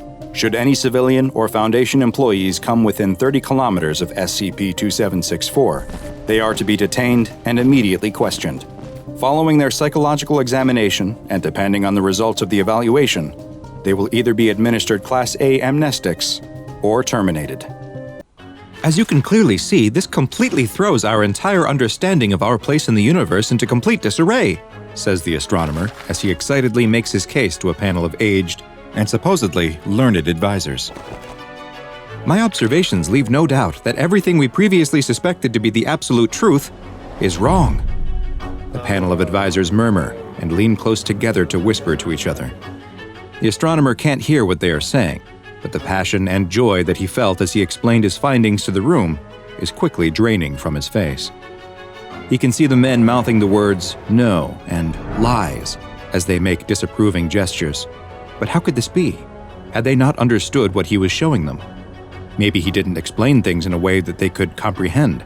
Here he was, the greatest scientist of his day, presenting hard facts, backed up by rigorous observations, and this was their reaction. The group of advisors finish conferring and grow quiet. The chief advisor clears his throat, and everyone in the room waits for him to speak. Royal Scientist, this panel has examined your findings and listened to your theories. The advisor can't help but sneer at the word, and has decided that the ideas you present are not only incorrect, but dangerous. The astronomer can't believe what he's hearing. This panel, acting under the authority of the king, has charged you with the crime of heresy. The astronomer is shocked. He steps towards the panel to plead with them, but he's stopped by a pair of guards who grab him by the arms. Stop! Stop! I'm a man of science. I only presented you with the truth. But no one seems moved by his appeals. The panel watches as the astronomer is dragged from the room, kicking and fighting, still insisting on his innocence. The screams echo through the dungeon as the torturer cranks another notch on the rack, stretching the astronomer's body just a little bit more. He has no idea how long this has been going on. Hours, days. The pain has been excruciating and without end. He closes his eyes, trying to escape the torture by retreating into his mind, but he's slapped on the face and brought back to the reality of his situation. Standing in front of him is the chief advisor, the same one who sentenced him to this inhumane treatment. You can end this any time you like. Simply recant your statements and admit you were mistaken, and all of this will be over. The astronomer is unsure if by over he means that they will release him or simply kill him to put him out of his misery. But it didn't matter which the right answer was. He couldn't lie. The astronomer knew the truth, and no amount of pain, no matter how intense or how long they submitted him to it, would change what he now knew. Disappointed with the astronomer's steadfastness, the advisor signals to the torturer, who cranks the rack again, stretching the astronomer's body to the point where he feels like his bones might pop out of their sockets. Recant! the advisor screams, repeating the word over and over, growing louder as the astronomer's own cries increase from the pain caused by the torturer cranking the rack more and more. The astronomer closes his eyes again. He's certain this will be the end of him soon, and that he will die with the great secret he's learned without getting the chance to share it with the world. But suddenly, the astronomer notices that the room has gone quiet. The advisor is no longer yelling, and the torturer has stopped operating the machine. The astronomer opens his eyes to see the advisor and the torturer both in a deep bow. His gaze continues up and he sees the king himself standing in front of him. The king stares at the astronomer for what feels like an eternity before simply asking, "Is it true?" The astronomer, limbs still stretched on the rack, manages a nod, and with his remaining strength whispers, "It's true." The king motions with his hand to the torturer, who stands up and begins releasing the astronomer from his constraints. The advisor protests, "But my lord, this man—" But he's cut off by the king with a stern look and retreats back into his deep bow. "Show me," the king says, as the astronomer stands, rubbing his sore shoulders where the tendons and muscles were stretched far beyond their natural limits. The astronomer opens the door to his laboratory and gestures for the king to enter. The room is a mess of papers and scientific equipment, a reflection of the busy and scattered mind of the man who works here. The king is immediately drawn to a table with a large scroll. He spreads it across the table and examines it, but his face betrays no hint of what he is thinking. "Is this what you showed my advisors?" The astronomer nods yes. "Would you like to see for yourself?" The astronomer motions to the window, where a brass tube is attached to a tripod. The king approaches the device, but doesn't know how it works. The astronomer demonstrates by looking through the eyepiece. He moves it slightly, making small adjustments to make sure it is just right for the king. "There, now look." The king bends over to peer through the telescope, and a look of shock comes over his face. What he sees is the most incredible thing he has ever witnessed. There, far above up in the sky, unable to be seen by the naked eye, is a man, and he is staring back at him. The planet that this played out on was not Earth, but a bizarre place that is one of the strangest anomalies in the entire SCP Foundation archive. This is SCP-007, also known as Abdominal Planet. SCP-007 is a spherical object located in the abdomen of a young man, or rather in the space where his abdomen should be, since most of the muscle, skin, and organs that should be present simply are not. The subject, a Caucasian male in his mid-20s of average height and build, does not appear affected by the large missing portion of his body, and has not reported experiencing pain or discomfort of any kind. In the space where his abdominal muscles and organs should be is a small globe composed of soil and water. This sphere, which measures roughly 60 centimeters in diameter, resembles the planet Earth, though the arrangement of the continents does not match any known configuration from our own planet's history. The tiny planet has its own weather patterns, and even a small, but still detectable, gravitational pull. Perhaps the most fascinating aspect of SCP-007 is that it appears to be inhabited. Microscopic organisms that would correspond to roughly the scale of human beings on Earth have been observed on the surface of the planet. So far, 2 distinct intelligent species have been identified, both of whom seem to possess a technological level similar to the 15th century on Earth. It is unknown if the inhabitants of the Abdominal Planet are aware of the world outside of their planet, and communication attempts with the planet's occupants have been placed on hold by senior Foundation officials, pending further study into what effect an exchange may have on them or us. The human subject within which SCP-007 is located provided the Foundation with a name that he claims to be his, but no records of such a person existing have yet to be located. Upon being questioned about the lack of records, he willfully offered both a social security and driver's license number, but when they were checked against current records, neither had yet to be assigned by the US government. And the mysteries surrounding this man don't stop there. The subject has not shown the need for either food or water, and it is unknown what energy source his body continues to operate on without nutrition. He is capable of both eating and drinking, though, despite the large missing section of his stomach, but it is still not known what happens to the substances after he swallows them. The man has above-average intelligence and scored a 128 on an administered IQ test. He also generally appears friendly and amiable, and expresses only a passing curiosity about the planet located within his abdomen and how it came to be there. When asked about the origins of the planet, he replied very matter-of-factly that, "I just woke up one day and there it was. I don't have any idea how it got there." Due to the poorly understood nature of SCP-007, it has been classified as Euclid, and the small planet and the man it resides in are contained in a sealed, comfortably furnished 10 by 10 meter room that the subject is not allowed to leave. The subject is to be monitored closely by Foundation staff and has a weekly chess game with one of the attending doctors, which also serves as an opportunity to evaluate his mental health. So far, he has not shown any signs of mental illness or violent tendencies, and seems to be quite content. In general, he appears happy with his restricted living situation inside the Foundation facility and has made no attempts to escape. The subject has made multiple requests for access to a computer with an internet connection, but due to potential security risks, this request has thus far been denied. A climber struggles on the side of the mountain. He's so close to the summit of Mount Everest that he can taste it. He just needs to triumph over this last difficult section, and he will have fulfilled his lifetime dream of standing at the top of the world. He needs to hurry though. At this altitude, the air is so thin and the temperature is so cold that your body is slowly dying. There's a reason this topmost section of the mountain is known as the Death Zone. He glances down behind him and spots something. Is that another climber? That's strange, he thinks. He was at the very back of his group, and there shouldn't have been anyone else coming up behind him. It must be a solo climber.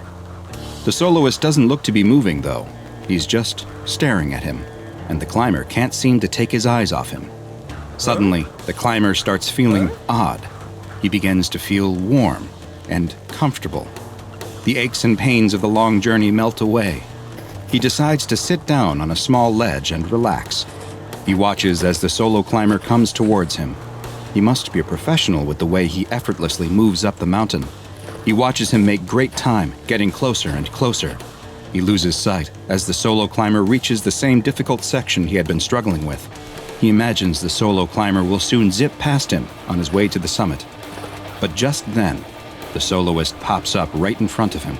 He clasps his hands on the climber's shoulders and pulls him close, staring into his eyes with those dark, black goggles.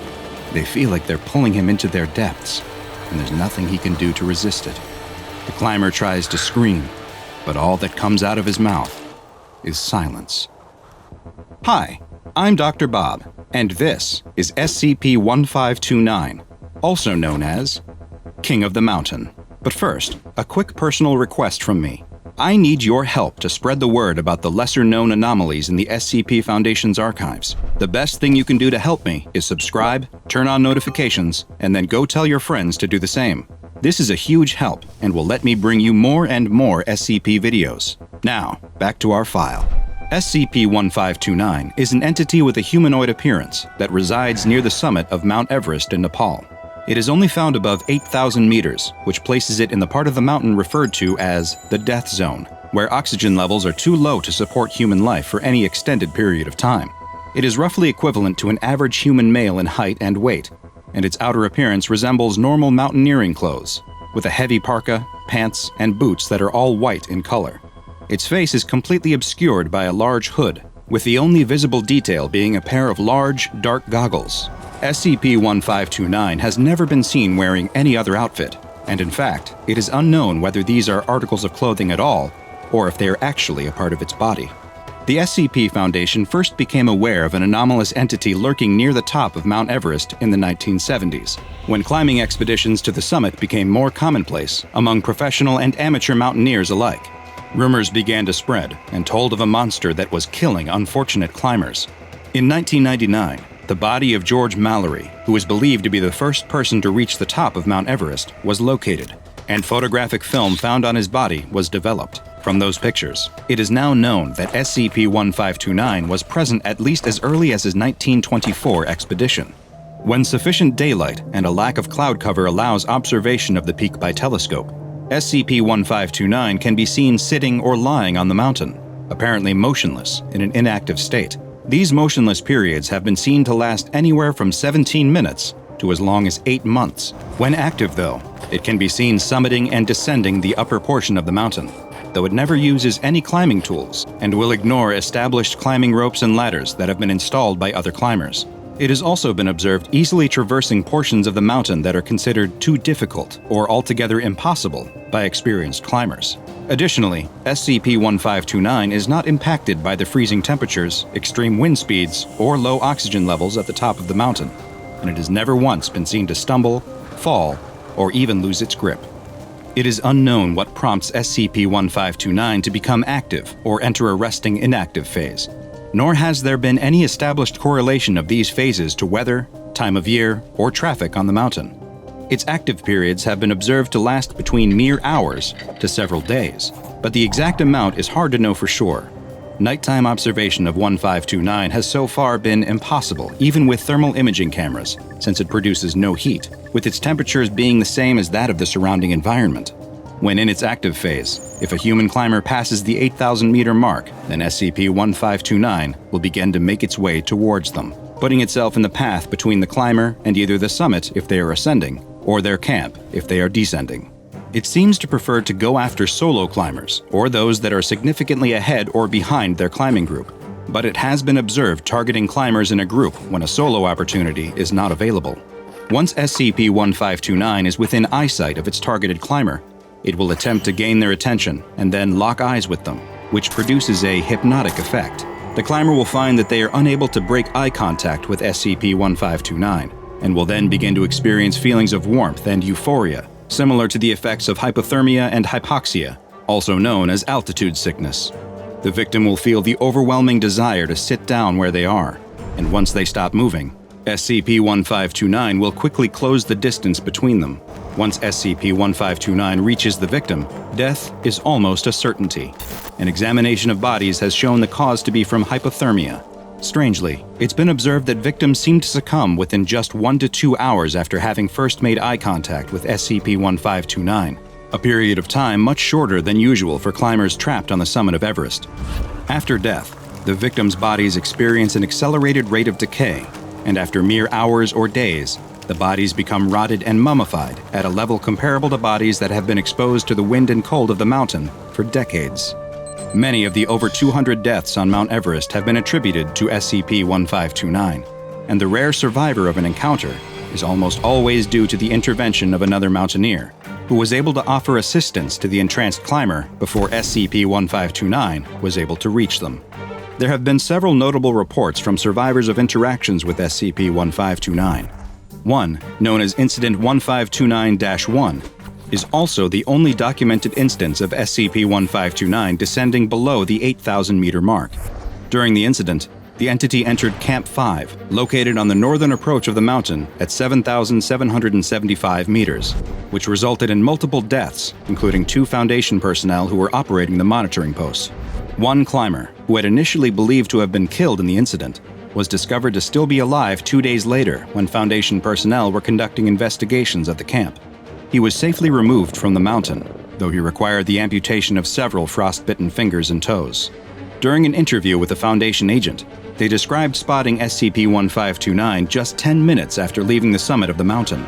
After locking eyes with the entity, they began to feel happy, comfortable, and relieved, like they were back at home next to a warm fire.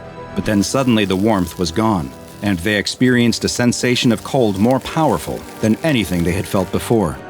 They were stuck, and could only watch as 1529 made its way towards them. When it finally reached them, it placed its hands on their shoulders and pulled them up into its face so that they were staring right into its black goggles. Images began to appear in the dark depths of the goggles. People warm and happy, sitting next to fires, in hot baths, or sunning on a beach. They tried to resist the strange pull of the creature with all of their might. They then heard something in their mind, a question from SCP-1529. It asked, "You would refuse my gift?" The stranded climber struggled to answer, using all of their willpower and strength to move their lips and whisper a single word. Yes. SCP-1529 responded by showing more images of people, but this time, they were bodies lying dead in the snow. Countless victims trapped on Mount Everest forever. SCP-1529 made them watch their deaths play out in long, drawn-out detail, a witness to every second of their demise. The climber was sure they would soon join them, But then they found something deep inside of them, a spark of life, a will to resist. They clenched their fist, and with their final ounce of strength, they punched SCP-1529. The goggles appeared to crack, and the next thing the climber knew, they were woken up by the Foundation recovery team. Following this encounter, the climber never attempted to summit another mountain. When they eventually passed away some years later, an autopsy revealed that their cause of death was consistent with extreme hypothermia, frostbite, and cerebral edema, despite not having been in a cold environment or above 500 meters in altitude in the previous 12 months. SCP-1529 has been classified as Euclid and is to be kept under telescope and satellite surveillance whenever possible, though telescope observation should make use of a delayed video feed, as observers have reported seeing SCP-1529 appearing to stare back at them, and reported feeling symptoms consistent with an encounter, including hypothermia and frostbite. The Foundation maintains communication with civilian mountaineering expeditions to prevent summiting attempts when SCP-1529 is active. The bodies of any victims are to be removed from the mountain if possible for autopsy, with their deaths being officially classified as having been from natural causes related to altitude sickness and hypothermia. Any survivors of encounters with SCP-1529 are to be debriefed and administered amnestics. Mobile Task Force Psi-29029, also known as Alpine Echo, is to remain on standby at all times at a permanent monitoring station, with on-duty members remaining in a pressurized environment acclimatized to 7,900 meters above sea level, allowing them to quickly deploy via helicopter if need be. Finally, and most troubling, is that aerial surveillance of another mountain has revealed an individual similar in appearance to SCP-1529. The location remains classified, and the local government has prohibited climbing on the peak, so threats to humanity are minimal at this time. But the Foundation will continue to monitor it and other mountains for anomalous activity. The car screeches to a halt, the door swings open, and the doctor tumbles out. He lands on his hands and knees in the dirt and throws up the few remaining drops of stomach acid left in his system. He's put his hand in something sticky. He can feel an insect wriggling under his palm. Behind him, the door slams, and a pair of boots walk around to his side of the car. The translator accompanying him does not offer a hand to help him up. It had been a long car journey with many similar stops. Fortunately, this was the last. The doctor gingerly gets to his feet and takes in his surroundings. He finds himself in a small village hidden amongst thick trees. He's not sure what time it is anymore. The flights, time zones, and car journeys wrought havoc on his circadian rhythms. He knows he is in China, somewhere very remote and very rural. He tried to look it up with the maps on his phone during the journey, but he'd lost signal a long time ago. One thing is clear, however. It is the middle of the night. The car's headlights are the only light source in the village. No one comes out to greet them. The doctor brushes himself off and turns to his translator. The man nods towards a small hut near the back of the village, just beyond the headlight's reach. His translator is a man of few words, both ironic and deeply unhelpful. The doctor does not know a word of Mandarin himself. In silence, the two men approach the hut. The doctor reaches out to knock, but his translator has already pushed the door open. Inside, there is just the dim light of a lamp. Almost everything is covered in shadow. It is almost dark enough that they can't see the cobwebs. Almost. Silken strings drape themselves over every surface, wall, and item in the little hut. It's impossible in places to even see what item of furniture is hiding beneath all of the webs. The translator reaches out to touch one of the webs in fascination, but the doctor grabs his hand, shaking his head. He hands the translator a face mask and a pair of disposable gloves. Annoyed, the translator takes them, but does not put them straight on, choosing instead to walk deeper into the hut. After a second, the doctor follows, only he can't help the feeling that something's not right. Something's missing. "Here," says the translator. It is the first word he's said in hours. He's standing behind a little curtain looking down at something, as the doctor joins him there and almost retches from the stench. Lying in the bed is an emaciated man. He looks like he hasn't eaten in days. His wrists and ankles are bound tightly to the bed, so tightly, in fact, that his circulation has been cut off. The doctor can see right away the telltale signs of gangrene spreading across his palms. But they're too late. The man isn't moving. His bony chest isn't rising or falling. Worst of all, he must have been dead for a while now. There are sheets of spiderwebs draped over his sallow skin, like some kind of deathly funeral shroud. The translator mutters something in Mandarin. It doesn't take a PhD to pick up on the evident frustration in his voice. A whole night of driving out to the middle of nowhere for nothing. The translator kicks over a wooden stool. The sound is muffled by the thick layer of cobwebs as he storms out of the hut. But something is wrong here. The doctor can't walk out just yet. Toxicology. That's his field. Poisons, toxins, infections, bites. But that's the thing. There are no bites anywhere on this man's body. Head to toe, under the layer of spider silk, there are no welts, bruises, or puncture marks. The only darkened veins standing out are on his fingertips as they rot away from stagnant blood. Nothing to do with poisons. But there's something else, too. A hut holding a dead body, full of spiders' webs, but yet, no spiders. A scream fills the hut. The bed rocks violently. The doctor looks down in horror to see the dead man is not as dead as he'd appeared. He thrashes this way and that, straining against the ties on his limbs. The doctor calls out for the translator, who appears at his side almost immediately. The translator shouts something in Mandarin, trying to be heard over the dying man's screams, but it's no use. The man throws his head this way and that, trying to bash his chin into his own chest or hit the top of his skull against the nearest wall. It is no use.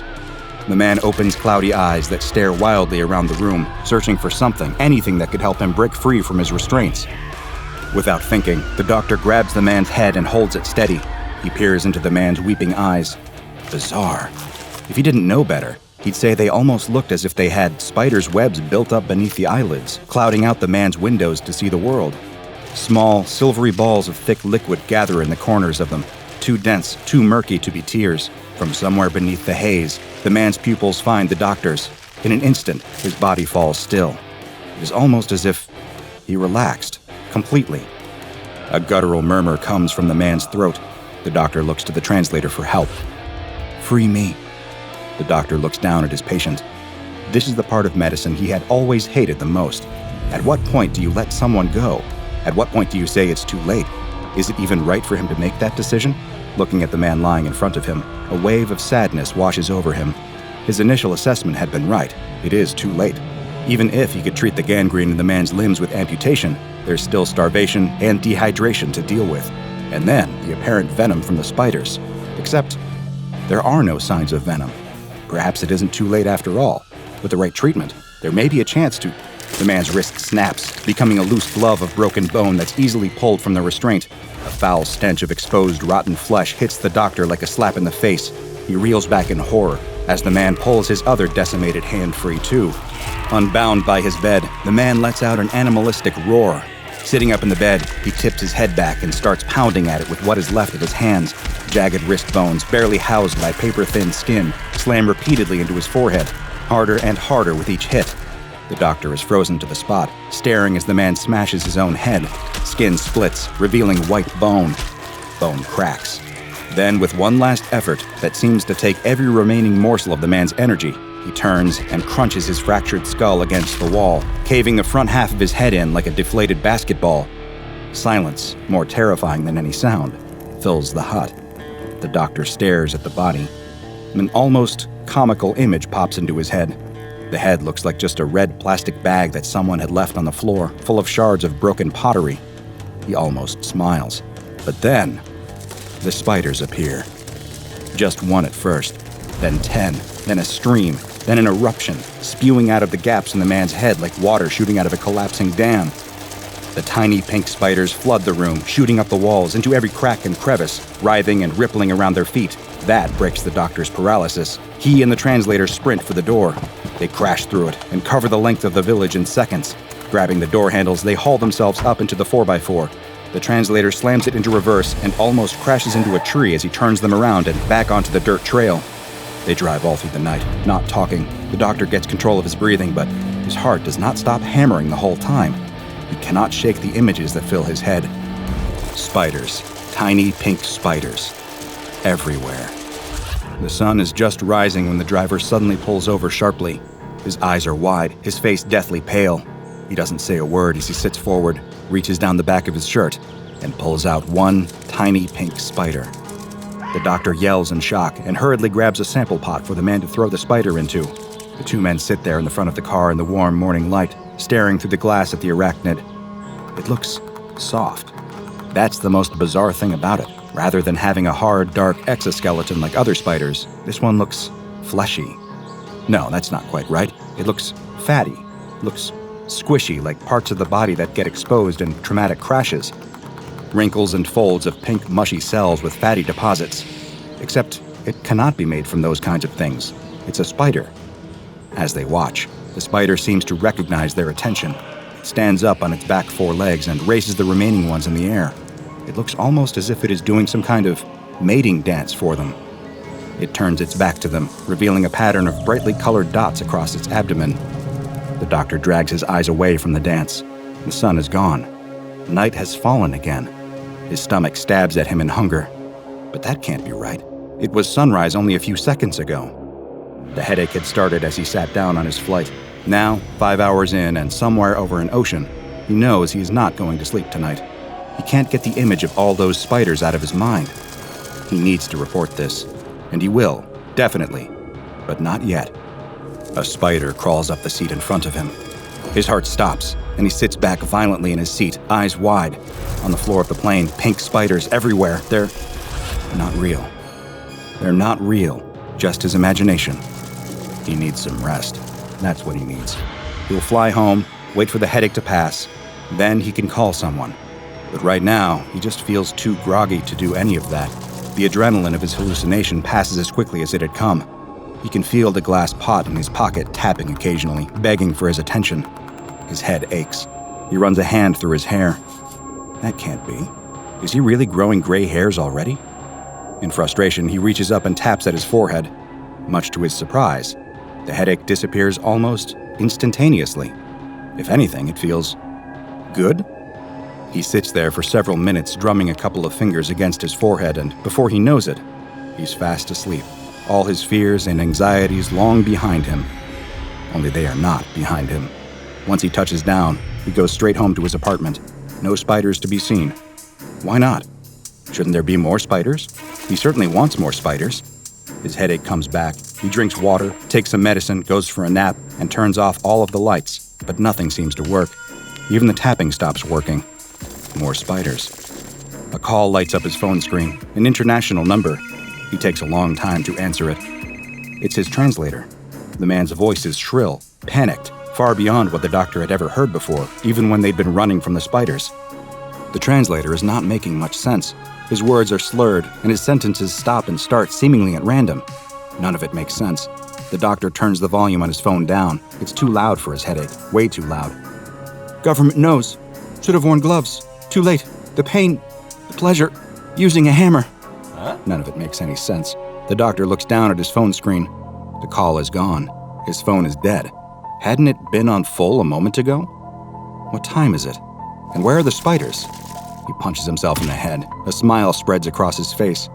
He's in bed now. Something red around him. His pillow. It is soaked red. Could that be from his head? The sample pot sits on his bedside table, only now it's empty. How did that happen? Wasn't he standing in the kitchen a moment ago? He's losing time. He runs a hand through his hair. Webbing clings between his fingers. He sits under his desk with a hammer in his hand, euphoria washing over his body. Just once more. 8 more times. He hits the hammer against his forehead. Endorphins flood every cell of his body, so powerful he almost passes out as the pleasure chemicals crawl inside of him, oozing silk through the pores of his skin. Webs hang all over his apartment now. Just one more hit. 8 more hits.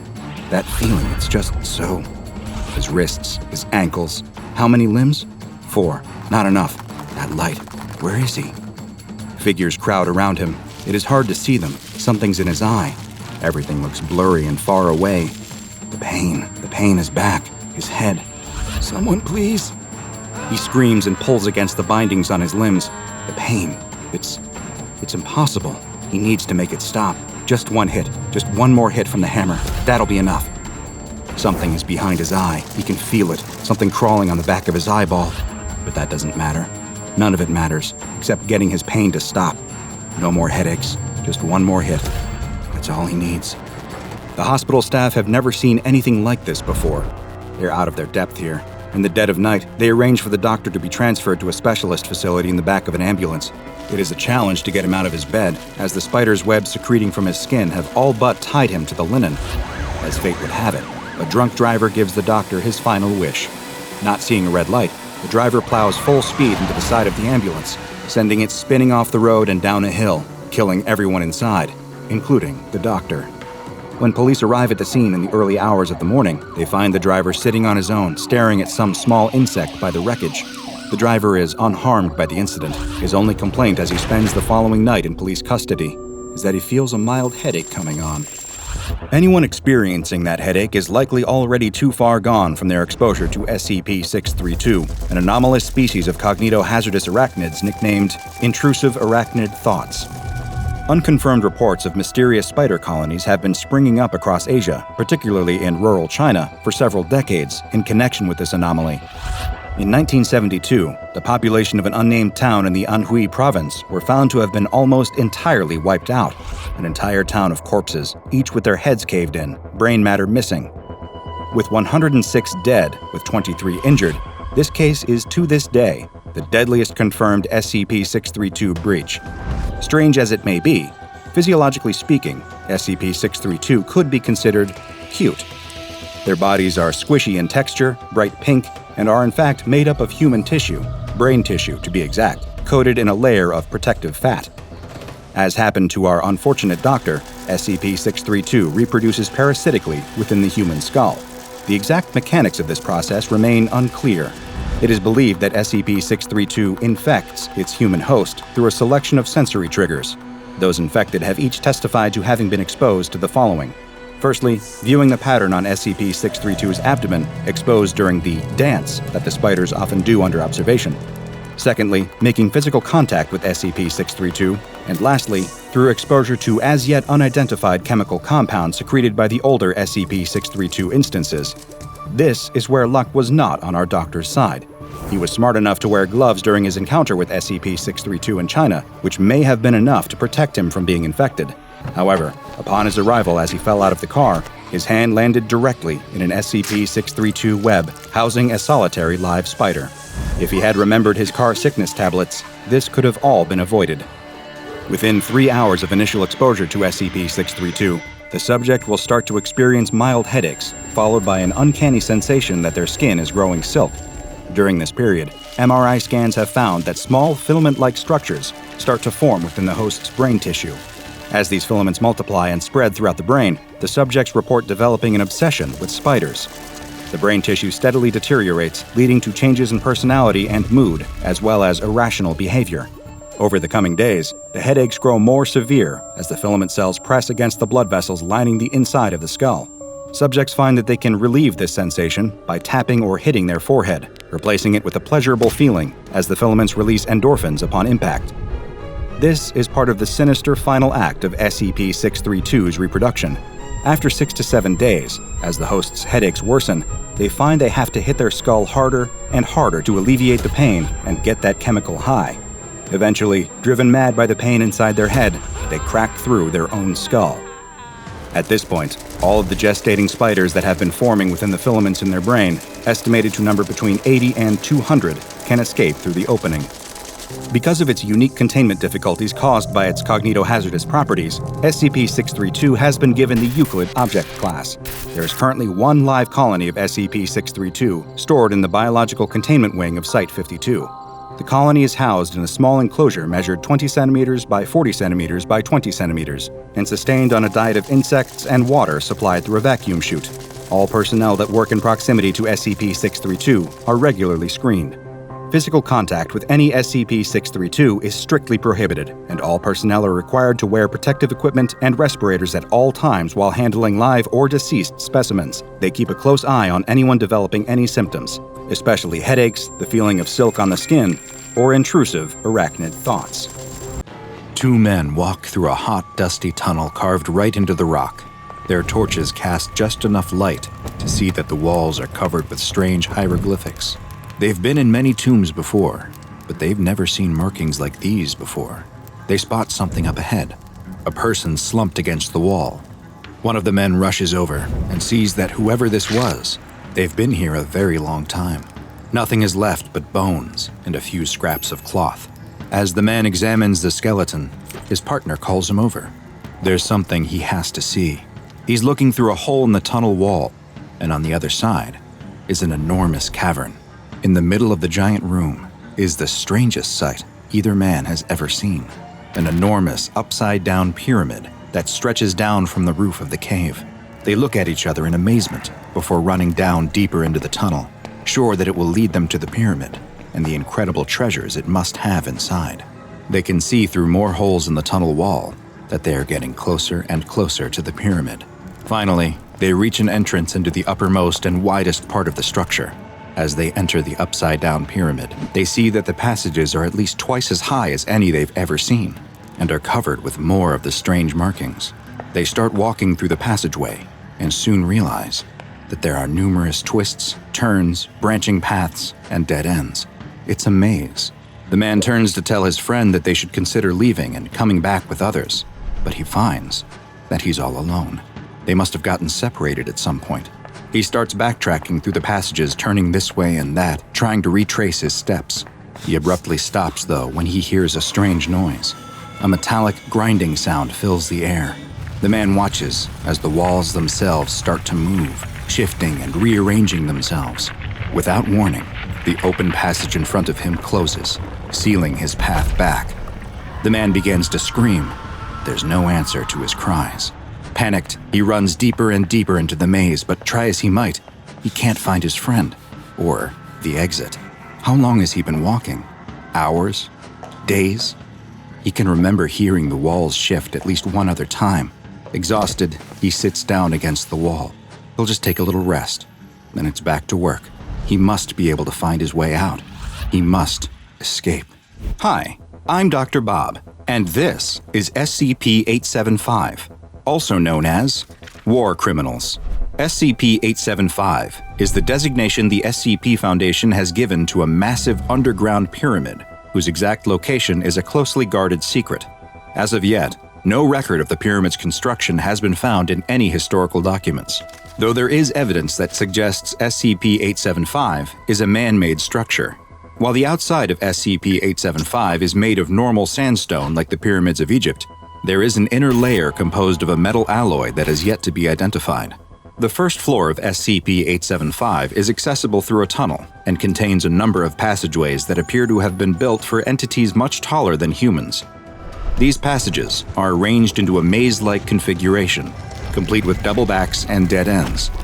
Adding to the confusion is that the geography of the maze periodically changes.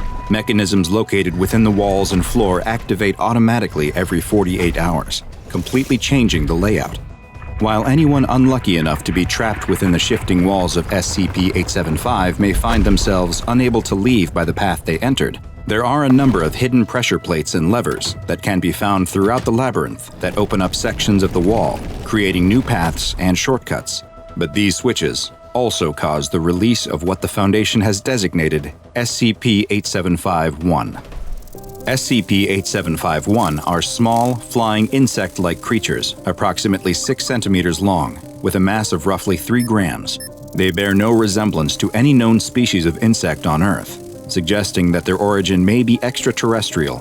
When released, SCP-875-1s will swarm the nearest person, stinging them mercilessly. Their sting is highly acidic and causes severe damage to nerves and tendons, and this potent acid, combined with their tendency to swarm, has resulted in victims' limbs becoming what can only be described as liquefied. Previous uses of explosives within the pyramid have left openings to a lower second floor that are relatively easy to access, provided that the maze's current configuration allows the breaches to be reached. The main feature of the second floor is 4 large vats, each of which contains a clear liquid similar in appearance to normal water that has been designated SCP-875-2. When humans are exposed to SCP-875-2, they experience effects similar to an amnestic, but with the added sensation of feeling both happy and satisfied. Following what look like maintenance tunnels on the second floor leads down to a third floor of the pyramid that is home to a large nuclear reactor. The reactor takes up most of the area of this level of the pyramid and appears to be self-cooling, with no evidence of a meltdown or other nuclear disaster having taken place. This reactor seems to be powering the rest of the pyramid, including the maze reorganizing mechanisms on the first floor, as well as what's hidden on the mysterious lowest level of SCP-875. Although there is no direct access to the 4th floor of the pyramid, tunneling through the floor of the 3rd level has revealed something incredible. Inside a small room are what look to be 10 separate cryogenic stasis chambers. The chambers are arranged in a circular formation, and strangest of all, they're all occupied.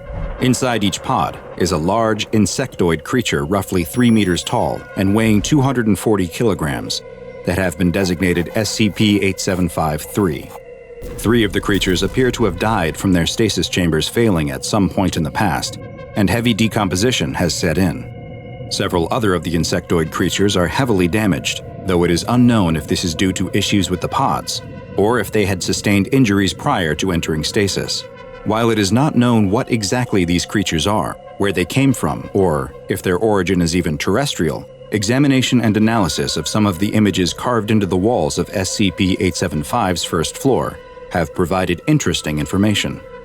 In one, 2 figures that bear a resemblance to SCP-875-3 are depicted facing each other, with one appearing to be stabbing the other with a spear, implying some kind of violent conflict in the past. In the next, another figure that looks like SCP-875-3 is shown presenting a stone slab to what looks to be a human dressed in the garb of ancient Egypt. The Egyptian is facing away from the insectoid, which might suggest a breakdown in communication or an unwillingness of the Egyptian to listen to the insectoid. The third image, though, shows 2 humanoid figures now bowing to the insectoid figure, next to an image of a chalice with a drop of liquid falling into it. This may represent SCP-875-2, the amnestic liquid, and the way its effects were used to subdue this group of people. This hypothesis is further strengthened by a 4th image that shows an insectoid figure watching 2 humanoids pulling what looks like a large stone block with ropes. A 5th image shows the insectoid figure standing next to what looks like a dead humanoid, consuming a part of it. And finally, a 6th image depicts the insectoid inside of a small rectangle that may represent the stasis chambers found on the lowest level of the pyramid. Are these entities sleeping inside the stasis chambers the same ones depicted on the walls of the pyramid? Did they arrive on Earth and subjugate a group of humans, forcing them to build a monument that could contain their stasis chambers and keep them in a form of perennial living death? Perhaps this question has been answered by a mysterious transmission that was detected by the Foundation. Coming from an unknown source, the transmission was in English, but the grammar and word choice sounded like it was from someone who had only the most basic understanding of the language. The transmission, in no uncertain terms, demanded the return of the war criminals, and that if they were not returned, that 95% of the species would be made extinct. It then went on to describe a number of offenses perpetrated by these war criminals, including claims of massacres and cannibalism. Were the creatures in the bottom of SCP-875 convicts on the run, war criminals from another planet or even another reality, who had fled to Earth to escape justice? It may never be known for sure, as the message degraded and became unintelligible before it could finish. Due to its stable location and the relative ease with which the public can be kept away from it, SCP-875 has been classified as safe. Its location is marked as a military base on maps, with satellite images altered according to Procedure Watson 24. Civilians who approach the area are to be taken into Foundation custody and administered Class A amnestics. Research personnel are only allowed inside SCP-875 when accompanied by 2 security staff, and 6 maintenance personnel are to monitor the nuclear reactor at all times. If any staff are stung by instances of SCP-8751, they are to be treated on-site by medical personnel with alkali to neutralize the acidic stings. And in extreme cases, amputation of the affected limbs is authorized. In the event that an SCP-8753 specimen becomes active, security personnel are to subdue them in a non-fatal manner if possible, and transport them to a secure site for further research. Now go and watch another entry from the files of DrBob, and make sure you subscribe so you don't miss a thing as we delve further and further into the SCP Foundation's classified archives.